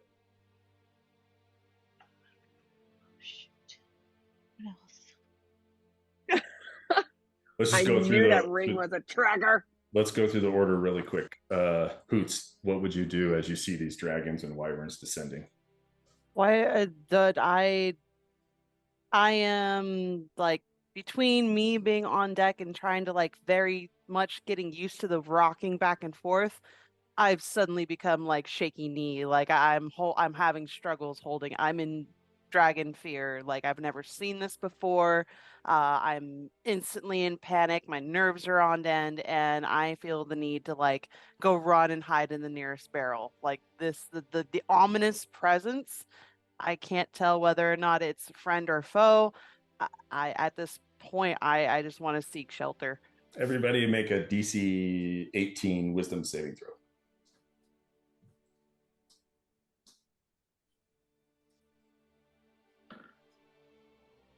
Of course, Manon. Hoots, you're whispered. Oh, I'm whispered? Shoot, Yeah. Sorry. No problem. We'll keep your 19. Oh. Kitty, you are frightened, which just means you can't move. You can't deliberately move closer to the dragon. But you're not going to jump into the water or anything. So can I, knowing that, being a rogue, I know that having the advantage of being higher ground is important. Do I have the ability to move up the mast and perch up on? I would say that you can be up high on the mast before they even arrive. So can I hide in the bird's nest? Yeah. I'll do that. I want to hide in the bird's nest. I'm going to kick Salty Sebastian out. I can hear the Wilhelm scream. Ah! Salty Sebastian and you both fit in the crow's nest. Okay. But he's kind of hanging onto a rope and roll an insight check. Yeah, you're a little off your game, but he's just staring intently at the dragon, and you see him also looking at the wyverns. And just to be clear, wyverns are like small dragons, but where a dragon has 4 legs and 2 wings that come out of its back, wyverns, their wings are their hands, and so they also have like a scorpion stinger tail. On the back of each wyvern is a dragonborn warrior wearing a shield with the symbol of Stronix, the dragon isle, and lances. So Kitty, go ahead and roll actually roll stealth with disadvantage.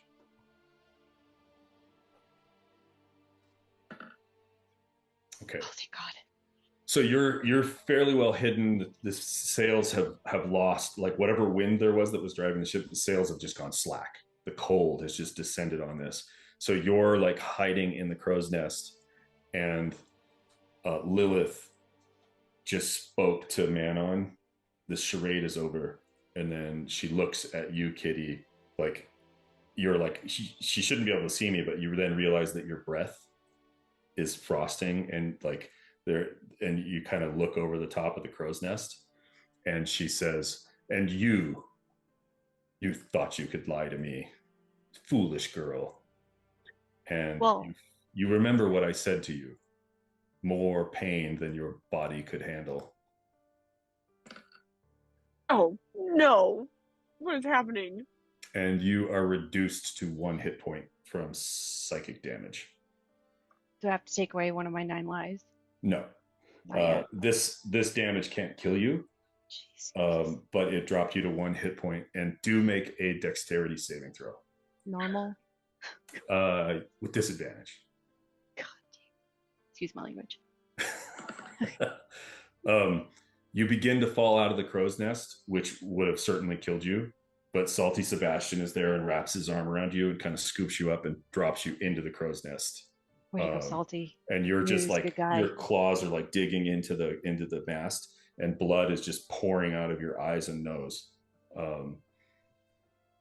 I would say that probably because Lilith was focused up there, Manon, you see that, you hear that. What do you do? It's kind of your show. Oh my gosh, I don't know. You see Thrax reaching for his axe and pulling it around. It's kind of getting ready just in case.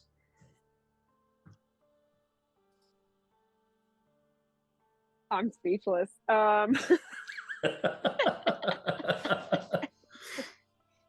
Hoots, go ahead. Sorry, never mind. Grandma, how'd you find me? Child, it wasn't difficult. But you need to be more cautious with your friends. And as she's speaking, this guy right here steps off of one of the wyverns. Hang on a sec. And this wyvern is kind of behind Thrax, and it steps off of the wyvern and comes over to you, and is, at least as big as you are, and you you actually recognize this person as Malgani, and she is your grandmother's like number one hench person, and she's just kind of standing there with her shield and her lance, and she's looking down at you kind of angrily as Lilith also steps off of her dragon and walks across the path to you. Hoots, are you hanging right next to Manon like that? I see Kitty right now. Like did I see the attack that Yeah, had you happened on the saw. You don't know what happened. All of a sudden, you just saw Kitty just collapse, and you see, like, maybe you can see up through the rigging and the mast and stuff that she's sort of held in Salty Sebastian's arm, and you just see she's just kind of pouring blood out of her nose. But you didn't see anything happen. It was just a strange deal. But I do see Lilith and the other henchmen walking up to. Oh yeah, it's Manon. This is all happening like at a very casual pace. Finding the strength, I do hobble over and I go, stop, what is the meaning of this? And I make my presence known, but like in a very like, what is going on here? And make it very loud for the ship crew to hear as well. And they're all, like, you can imagine, just like hyper intimidated, right? So the Cheerless is really cheerless right now. There's this cold, and as you kind of hobble forward, Hoots, Lilith kind of regally with her staff looks at you with just the most disdainful, dismissive look. Oh, this creature, interesting. You do wind yourself up into these little adventures, Manon, but it is time to come home, child. Enough with this. If this being means anything to you, I suggest you tell it not to interfere. Manon. It's okay, Hoots. I got it. But Manon, but the cat, you're leaving? Grandmother, let me finish this mission I've started. And we'll make a deal and I can return home. Roll a persuasion.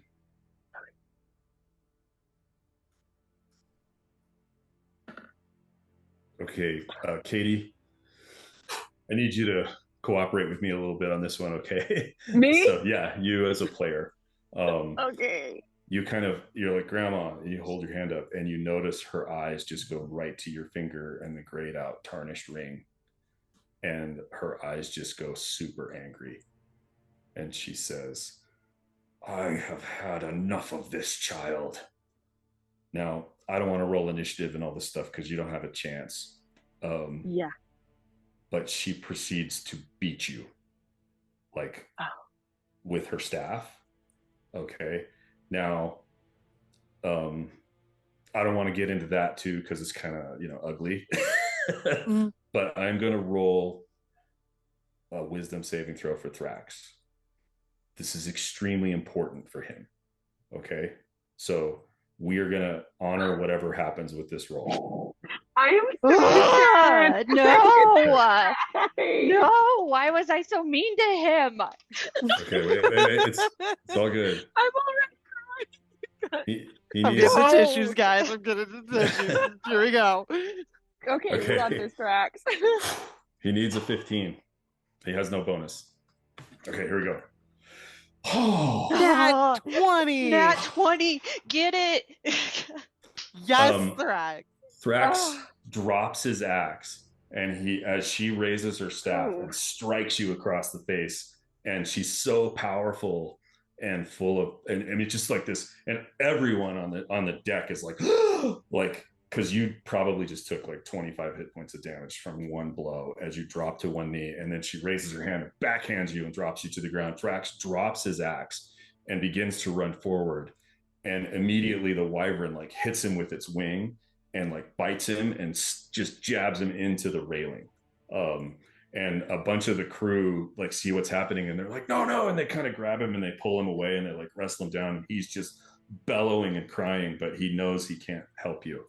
The long and the short of this is she has knocked you down to the ground, and the wyverns and their dragonborn fighter are pointing their lances at everyone, and everyone's being kind of held at bay, right? Manon, you find yourself laying on your right side, kind of rolling over onto your back, beaten and bloody, with your grandmother pointing the gem of the staff close to your face, with like saliva dripping from her mouth, and she's like, I have had it with you. You were coming with me. And she turns to Malgani, take the owlin, give him to that idiot Karnak. As for the others, they've cooperated, they can live, but grab the tabaxi. She may be of use to me. Everyone roll a perception check. Let go of me. Let go of me. Wait, with the disadvantage or not? Oops, I certainly did. Straight up, you got a 26. Okay. That's great. Okay, so Hoots, you've never been more terrified. You've just found out that you're gonna get captured again. Like, she knows about Karnak, right? And so you just kind of like, you're in a little bit of a panic and you're not noticing. But Kitty, in Salty Sebastian's arms, he's kind of held you up and he's kind of held your face, and he's like, you're okay, just take a breath. And you're kind of leaning over the edge, and as she's holding the staff in front of Manon, and Manon, it's right in front of your face, that desiccated vine that was dried and looked like it could barely hold Bahamut's heart anymore, as it gets close to you, it seems to regenerate.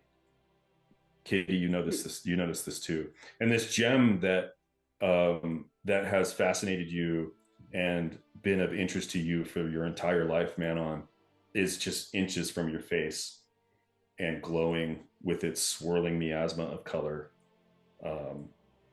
What would you do? I want to smash it. But I don't know if that's possible or a good idea. So why don't you roll just a straight D20?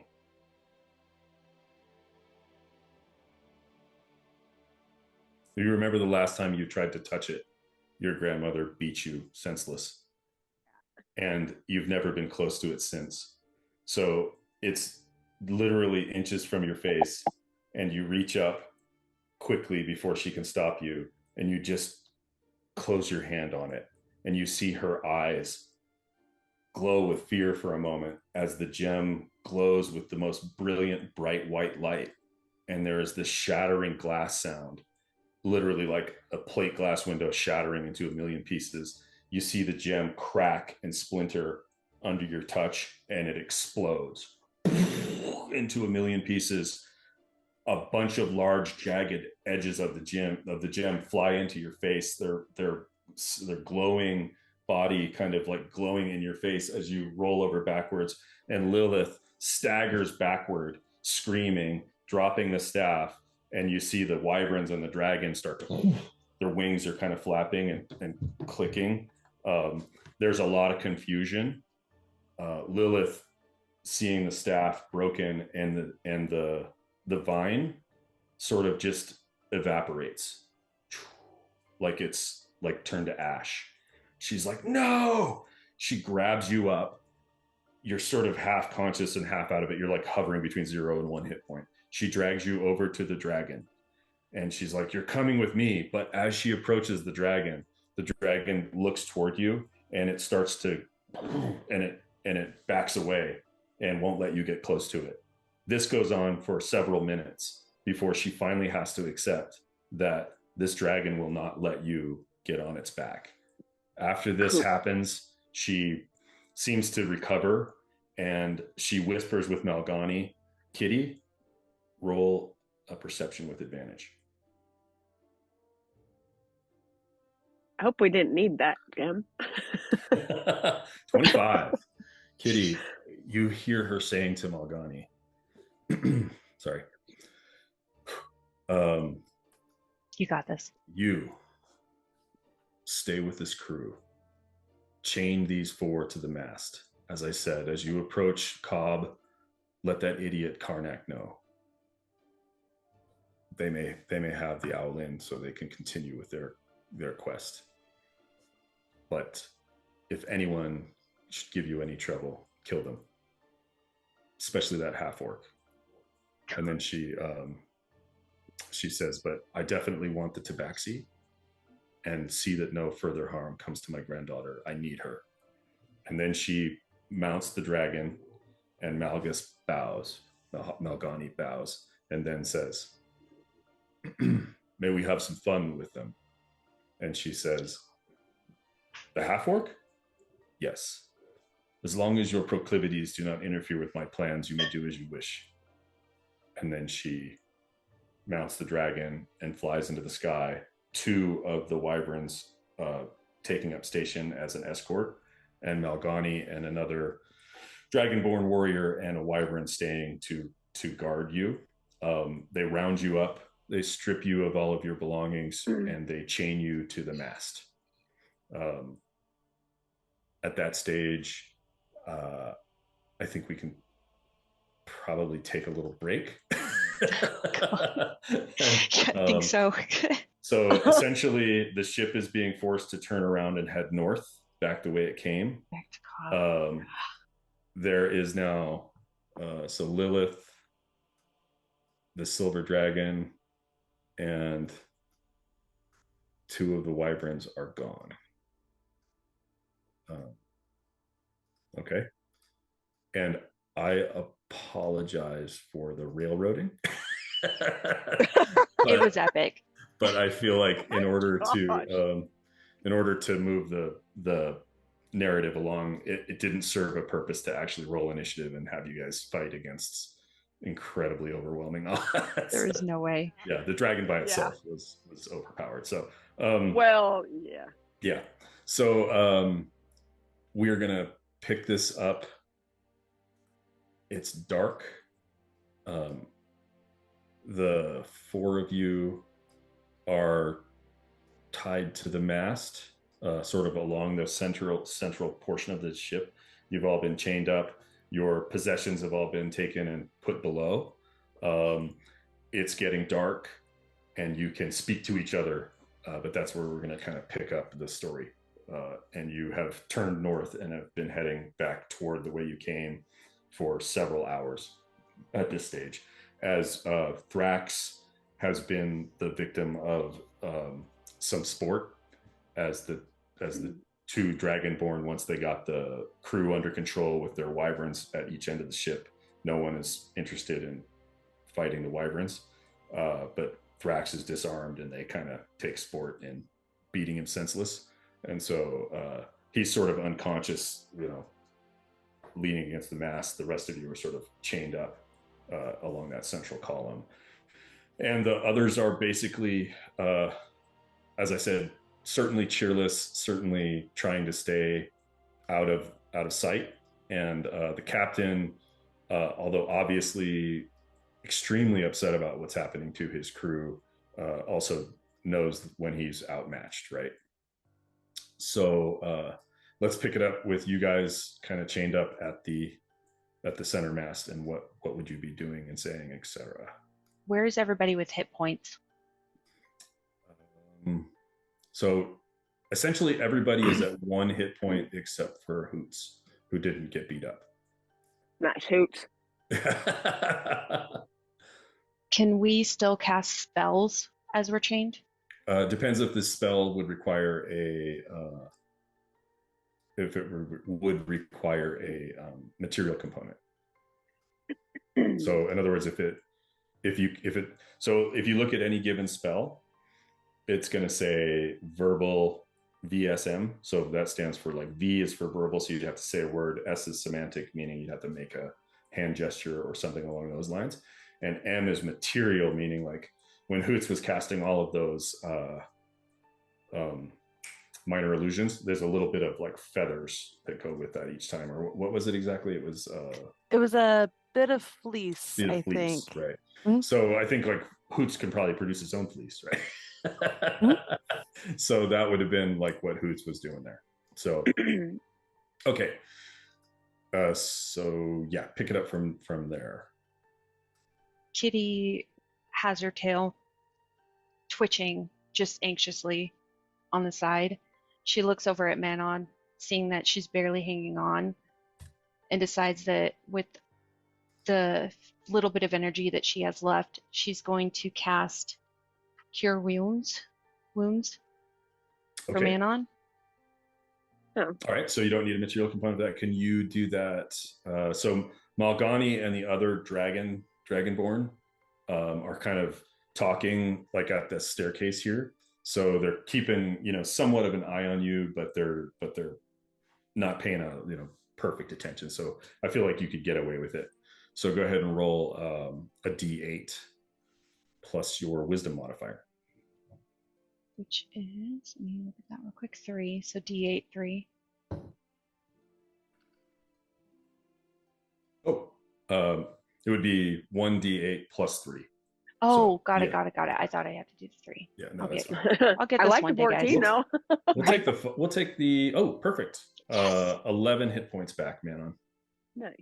So as you're kind of coming back into consciousness, kind of fading in and out, you hear Kitty whispering druidic phrases to you, and feel your health start to return to some extent.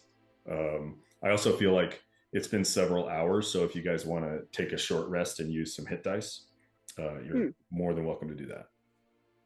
Yes. So I'm going to probably a good idea. And then how do we engage the hit dice? So essentially, I wanted to kind of talk to you guys about just house ruling this, and basically kind of doing what Baldur's Gate does. And then just if you take a short rest, you just get half your hit points back. Just to simplify it, so we don't have to do this whole song and dance each time. Does that seem easier? Yes. Okay, let's just do that. So sitting and resting, you can recover half of your full hit points. So that's going to put Thrax at like 22 plus 1, so he'll be at 23. So, if I'm at 12 now, so yeah, do whatever. I just go up to 20? No, you'd go. What's half of your full would be 20, so you'd be at 32. Okay, cool. You're pretty durable, but I mean, it wasn't like you were being stabbed, right? It was just more of a like a beat down. I'm not gonna feel good for a couple days. Right, you're sore and bruised, and also probably your ego. But I think there are more important things at play here, like things that have been revealed between your characters. Yeah. Unless you missed that. So my grandma's kind of not a nice person. In case anybody didn't notice that. Not a nice person. Oh, look at Thrax.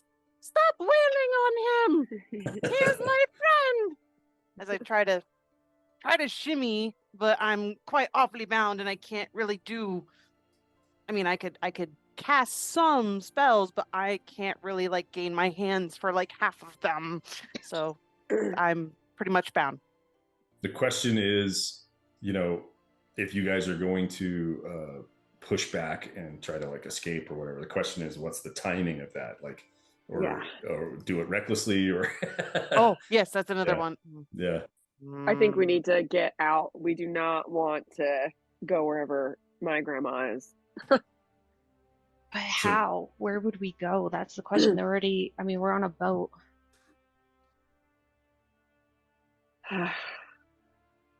Do we try to battle the 2 dragons and the one that's left? I think so. Yeah. I think that they're outnumbered. There's 16 of us, including the crew, if we can get the crew on board. Mm-hmm. The crew's morale is hopeless. We have to rally their spirits. Yeah, it's their ship. They should own it. Manon, you would know. Oh shoot, I missed a huge thing. Manon, as you're sitting there, and you all can see Manon has like parts of that gem like embedded in her skin, right? And you can't get them out. Like, it would help if you had a mirror, and like even if you let Kitty help, they seem to be too embedded in your skin, and they're just. You remember how I described the gem itself as glowing and kind of metallic? That's still active in these slivers that are in your cheeks. But you also feel that ring is itching more and more. And as it starts to dissolve, you feel that the curse that you had begun to break is gone, and you gain 3 points of intelligence. Whoa. Oh, yeah, I'm not dumb anymore. As you feel like as the ring was holding back your abilities and kind of suppressing you in some way, you feel like this fog is being lifted from your mind. And the problem with the crew is that Lilith represents Stronix, so the law is on her side. Like, if they help you, they risk like being banished or imprisoned or worse. Okay. What if there's a way for us to use the sharks? What do you think? I think that, and I also think that maybe you can do an fake image. Oh, another minor illusion? Yeah, but the sharks might be something too. I get a strong feeling that these wyverns and the riders would catch on to a minor illusion just appearing, especially if they're not constantly watching us, but they're pretty much got, they'd be alerted to be like, huh, that just materialized. Or we wouldn't know. Minor illusion would have me perform the material plus hand motions. I can't really do minor illusions if I'm about. Mm-hmm. Okay. Thrax, you feel Thrax kind of thump, like you thought he was unconscious, but he kind of pushes against you, Hoots, and you hear him whisper, "What's the hurry? Let's get rested." Yeah, we need to be at full rest if we're going to take them on at all. Maybe we let them take us back to Cobb, and then we there. Thrax, are you okay? Not really. It's just broken ribs. I'll be right. Rest. Oh dearie. Well, yes, I do need to recover. I mean, I feel fine, but I'm terribly shook. Like, I definitely want to calm down a bit. Okay. Is there anything else you guys want to discuss while you're I look towards Manon and I ask her about, are you okay? It looks like you have glass in your face. Yeah, it hurts. And I'd like to know why it keeps glowing. You have a bit of a complicated family, don't you? Can I find out whether or not I know of it, if it's magic, with Arcana? Yeah, absolutely. Okay. Go ahead and click on me, and then Arcana. Ooh, no. Modified 20. Oh, not bad. Okay. Clearly, the there's a connection between Manon and whatever this material is. So you don't really know the history of what the gem was. So yeah, if you want to ask Manon, maybe she can fill you in. Oh, I don't. She was your grandmother. In our family, at the village, we treat our elders and our siblings very close. This is not like my village. What happened?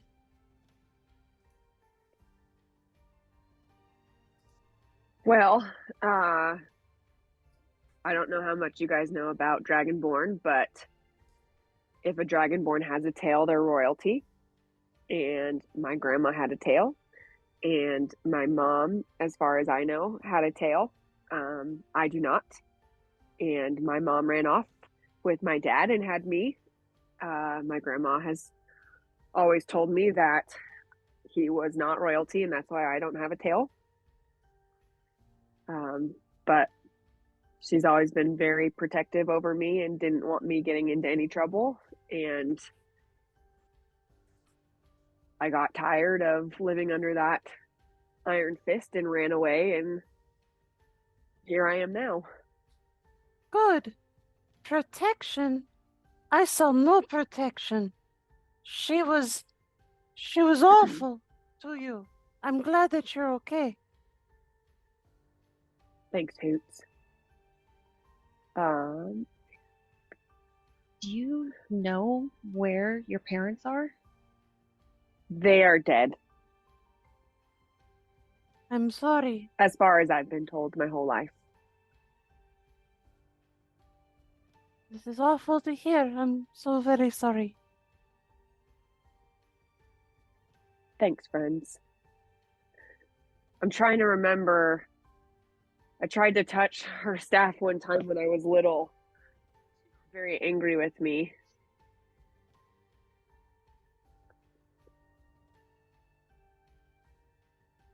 Yeah, you can go ahead and read that. Take a second to read that. Yeah, I'm trying to look up.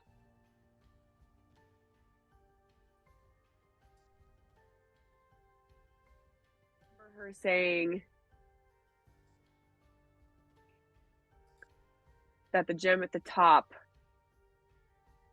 was Bahamut's heart, and the heart itself is glowing fist-sized crystal. Who's Muhammad? Bahamut! Isn't... Bahamut is a deity. Just like the, Urs Aula. Is that your patron? It is. Well, that is why it's glowing. I think there's some resonance going on between this Bahama heart. Bahama heart? Bahama heart. Yes. Manon, now that you feel the fog of war lifting and your the ring is no longer suppressing your intellect, go ahead and roll a history check.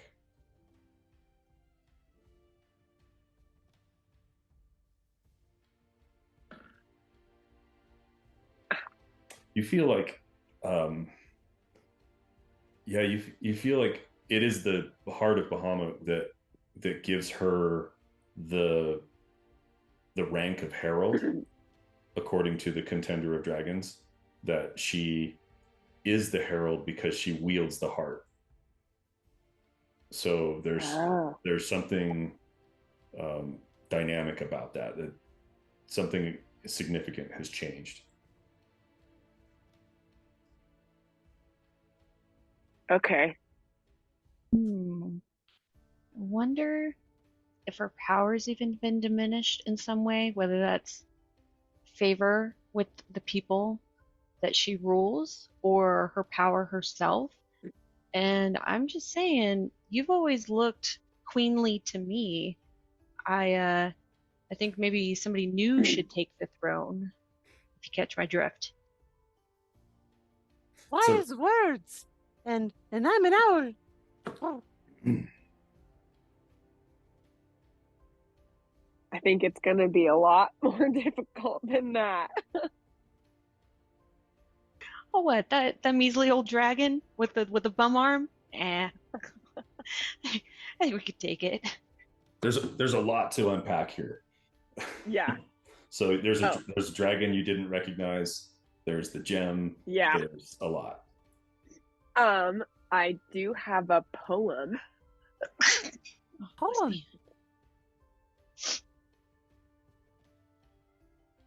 Is Thrax asleep at this point? Yeah, I feel like he's been through a minute. He's had better days. I guess I can copy this into the thing. Yeah, go ahead and copy it into the chat, and then read it out loud. That wasn't it. I'm really thrown off right now. That was a lot. Yeah. I've never seen Katie frazzled, like, ever. There was a 75% chance that Thrax was going to die. Oh, I was crying. I thought it was over. Okay. So the chosen shall crush them between hammer and stone. One shall be known by what sets her apart. Spiritual adept and noble wielder of Bahamut's heart. Next shall be the one who suffers no fools. Crown of the isles and honor his tools. The faithful will know when they find the true king. Oh no. There's a lot there. So just to keep you guys from going way into the weeds, your religious history, Manon, you know that the contender refers to 3 individuals: the herald, the chamberlain, and the king. So your grandmother has always been accepted to be the herald. The chamberlain is thought to be the king of Moonshae, the human, a non-dragonborn, and the king of the dragonborn is right now Queen Stryax. Okay. The Queen Stryax, the red. So yeah, but whether or not any of that is related to this, you don't know. So I wonder if you can become the next herald, because she doesn't have her staff anymore and you wield part of it in your face. My face can just be the staff. But there's maybe Kitty. You can tell the people holding us captive that you're the new leader. Yeah. We got to convince that Malgany guy, or Grau, or kick Malgany off the boat somehow. Does Malgany have wings? No, nor tail. No dragonborn. Yeah. But what you do know, go ahead and roll a perception check about Malgany. You've never encountered a more evil being. Oh no. Cruel, hateful, mean. Every time she walks by Thrax, she kicks him, punches him in the face. Yep. Do I still have my thieves' tools, or do they take everything? They took everything, but you still have your dice. Ooh. So you are kind of doing an inventory of your stuff, and then in one of your belt pouches, which when you first felt it was empty, they're back. Like they took them from you, but they came back. Yeah, it's part of the 9 Lives League. I need to figure out. I think. Shoot. I definitely want to take the dice out and roll the die to see what happens.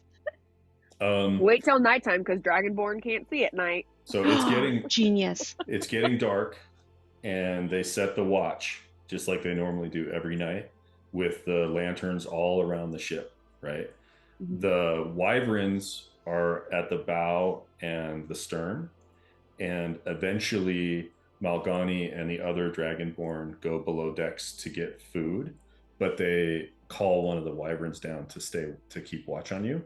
So these two have gone down below. You notice that the ship's watch is not happening like normal, and as the crew walks by you, they're obviously like afraid, and they're like, they may whisper a sorry to you or like sneak you a morsel or whatever, but they're not really interested in getting mixed up in the politics of the entire island, right? But as it approaches midnight, you're getting really cold, and you realize you're not going to get a proper rest here in the cold, exposed air without blankets. So you're kind of huddling against each other for warmth. At that point, Kitty and actually everyone roll a perception check.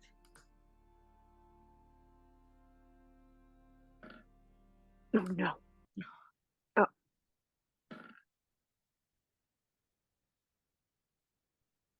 Okay, that's interesting. Manon, you hear like a guitar playing from directly above. Oh. And you sort of look up and see at the distance of the torchlight, kind of leaning against the mast, not in the crow's nest, but only like 20 feet above you, you see Salty Sebastian playing the guitar and looking down at you guys. And he's kind of half smiling at you. You just sort of get a positive vibe from him, and like it's buoying your spirits. So you guys don't have a bard in your crew, but bardic inspiration works like heroic dice. So a bard can play their music and lift your spirits and help you in certain ways. So Kitty, awesome. You're sort of, obviously, you know, you're sort of like lost in the moment, and then you hear the music and you look up. But then the lantern light starts to dim, and the wyvern starts to kind of, it's kind of getting a little agitated. And then suddenly Salty Sebastian is over here, and you didn't necessarily see him walking across the top, but he's coming down the stairs playing his guitar. And you see the wyvern kind of look at him, and it kind of backs up and flaps its wings. And then it seems to calm as it needs to roll a saving throw. Oh, cool. Never seen a bard in action before. And it's Sebastian. It fails its saving throw, and then you see him kind of turn his guitar toward the rest of the lanterns, and they get darker and dimmer until the whole deck is essentially near dark. Manon, you can barely see anything. Salty Sebastian approaches, the guitar playing. It gets quiet. He slings the guitar over his back. As he approaches, Kitty, he comes close to you and closer to you. And I apologize to you guys for this accent in advance. Do it. Do it. But he says, "It does a man's heart good to see a woman so tied up.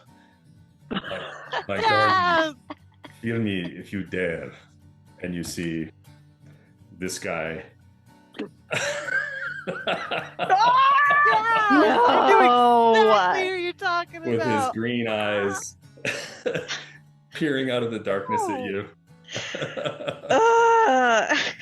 My darling, I hope you are not too angry with me. This is marvelous. Oh, Mr. Boots. Faith was the best. As I live and breathe.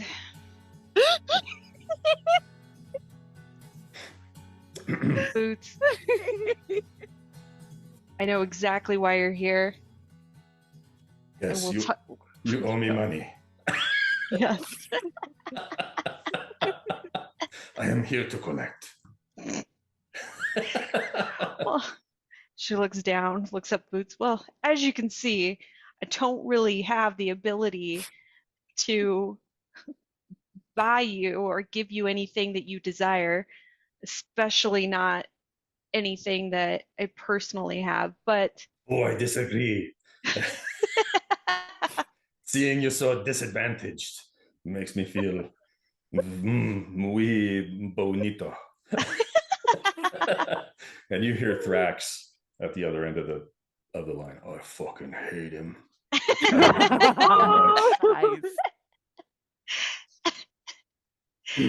Rage and break out of his hold. Mr. Boots, I might be able to pay you back, but my heart is with another. You cannot have this one anymore. Oh, I disagree. You only think you know what you want, but that is for another time. That is for another time. That one will only stay distracted for so long. What should we do? And he begins to untie everyone except for Kitty, whom he leaves for last.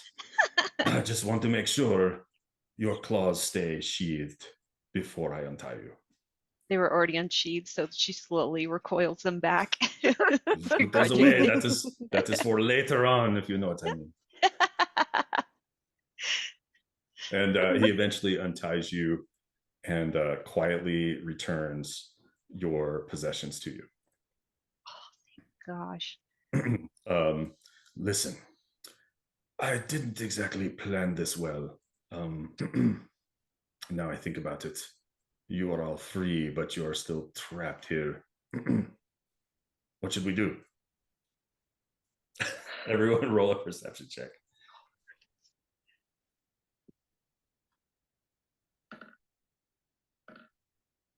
Nice. Hoots, you're just in a you've rarely had such a day. Manon, Kitty, you are like super fixated on Mr. Boots, and you see him. You were holding your dice, and you see him. He has a pair himself. Welcome to the club, and he puts them away. Manon, the wyvern is under some kind of a spell, but you feel some kind of a kinship with it that you've never felt with a wyvern before. You still find them to be boorish and brutish and not necessarily deserving of your respect, but there's something there that could be explored. Well, I'm gonna walk up to it. You definitely sense that it is under Mr. Boots' some kind of a charm spell or Okay. It's hard to say exactly what. Well, then I'm gonna ask Boots. Boots, what's going on with this wyvern? Oh, I have distracted it. It is seeing something in its mind right now. It's hard to say what. Who knows with such creatures? Why? What are you thinking? Can it fly us out of here? Who would have thought such a thing?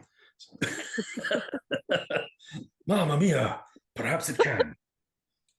What can you control such beasts? I think that your sassy girlfriend over there can. Oh, I believe this is beyond her skills. But perhaps that thing in your face, perhaps it creates some sort of, I don't know. The silver dragon, no? He did not wish to come in contact with you. Nope. Or harm you in some way.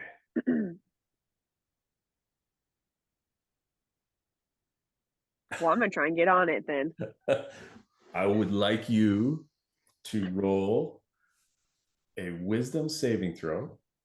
But as Mr. Boots starts to see what you are attempting, he pulls out his guitar. He begins to play softly. Okay. Okay, everybody. Again, I apologize. Okay. He's going to give you bardic inspiration.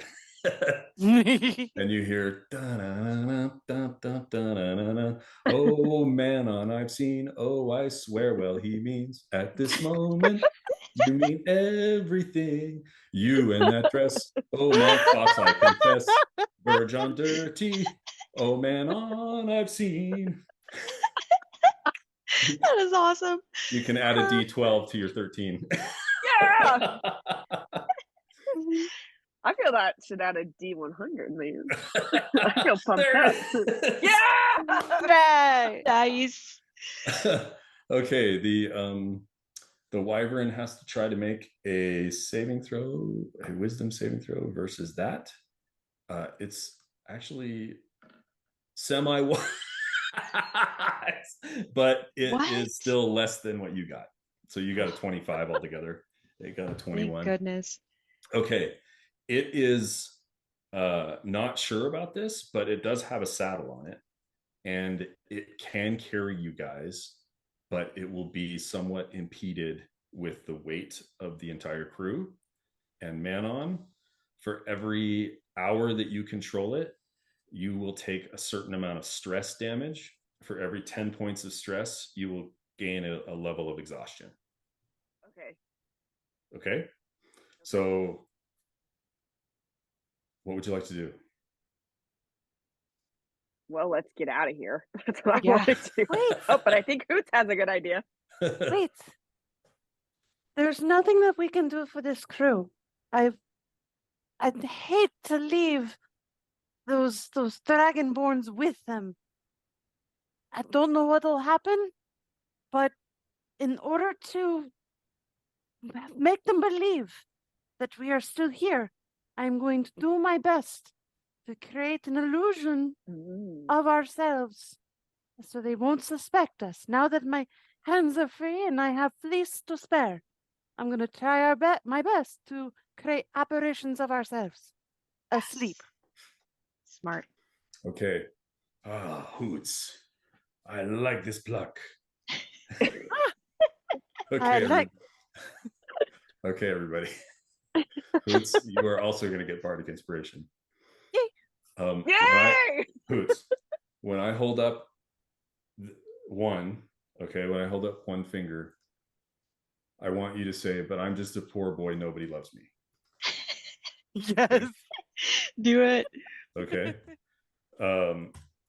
And then when I hold up two fingers, I want everybody else to say, he's just a poor boy from a poor family. Okay. Here we go. I see a little silly hoots of a man. Scary hoots, scary hoots. Can you do the fandango? Thunderbolt and lightning. Very, very frightening me. Galileo, Galileo, Galileo. Figaro. I'm just a poor boy, nobody who loves me. He's just a poor boy from a poor family. Spare him his life from this monstrosity. Okay, you can add a D12 to whatever skill check you make. It's going. Let me go ahead and put up minor illusion. So you're going to cast it 4 times. 4 times. And it's going to look like you guys are still tied up. And then you're going to roll a deception. Okay. Do normal, back to core, deception. Aha. Here we go.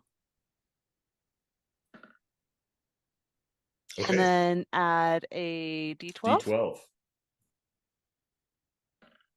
Okay, there's something about this infused musical magic that Mr. Boots has hit you with, that even though the duration of the minor illusion is normally only a minute, you think it's going to last until someone touches it.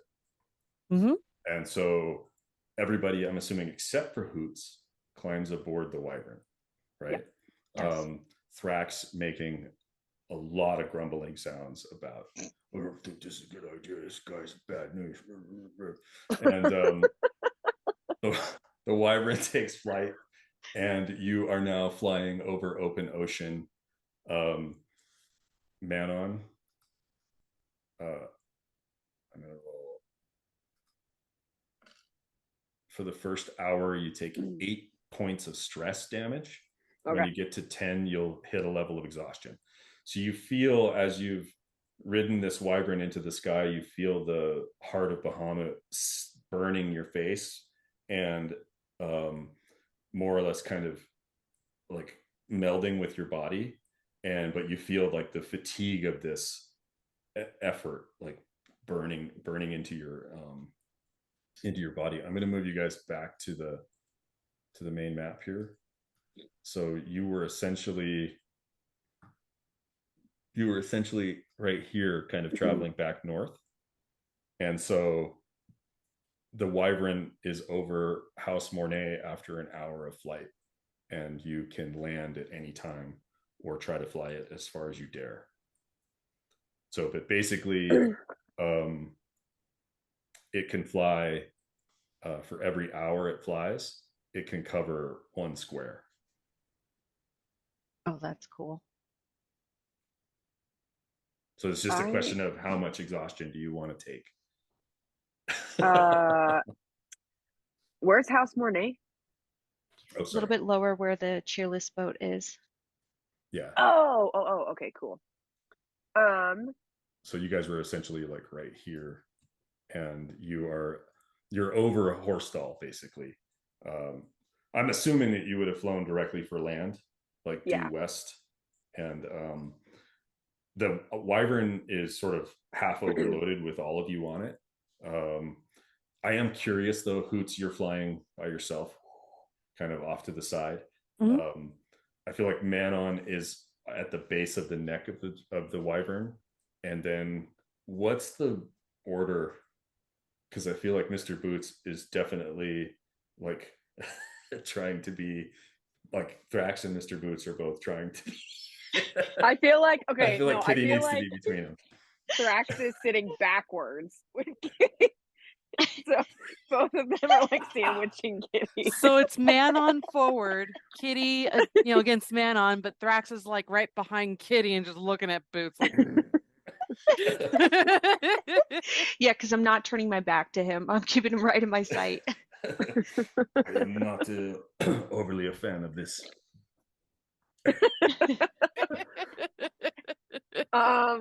I would probably prefer not to be exhausted with everything that's going on. Okay. So where would you like to land? You guys want to land at Horsestall? Yep. We probably do not want to bring a wyvern into the city. Well, let's land outside of Horsestall. Okay. So as you I like this Boots guy. It's around midnight. You begin to descend closer and closer to the ground, seeing the twinkling lights of another town in darkness, and descend into the forest nearby. And that's where we'll call it a night. Pick it up in a week. Yay! Or whenever awesome. we can. This is so much fun. I'm going to end the recording, Kim. Okay. Me too.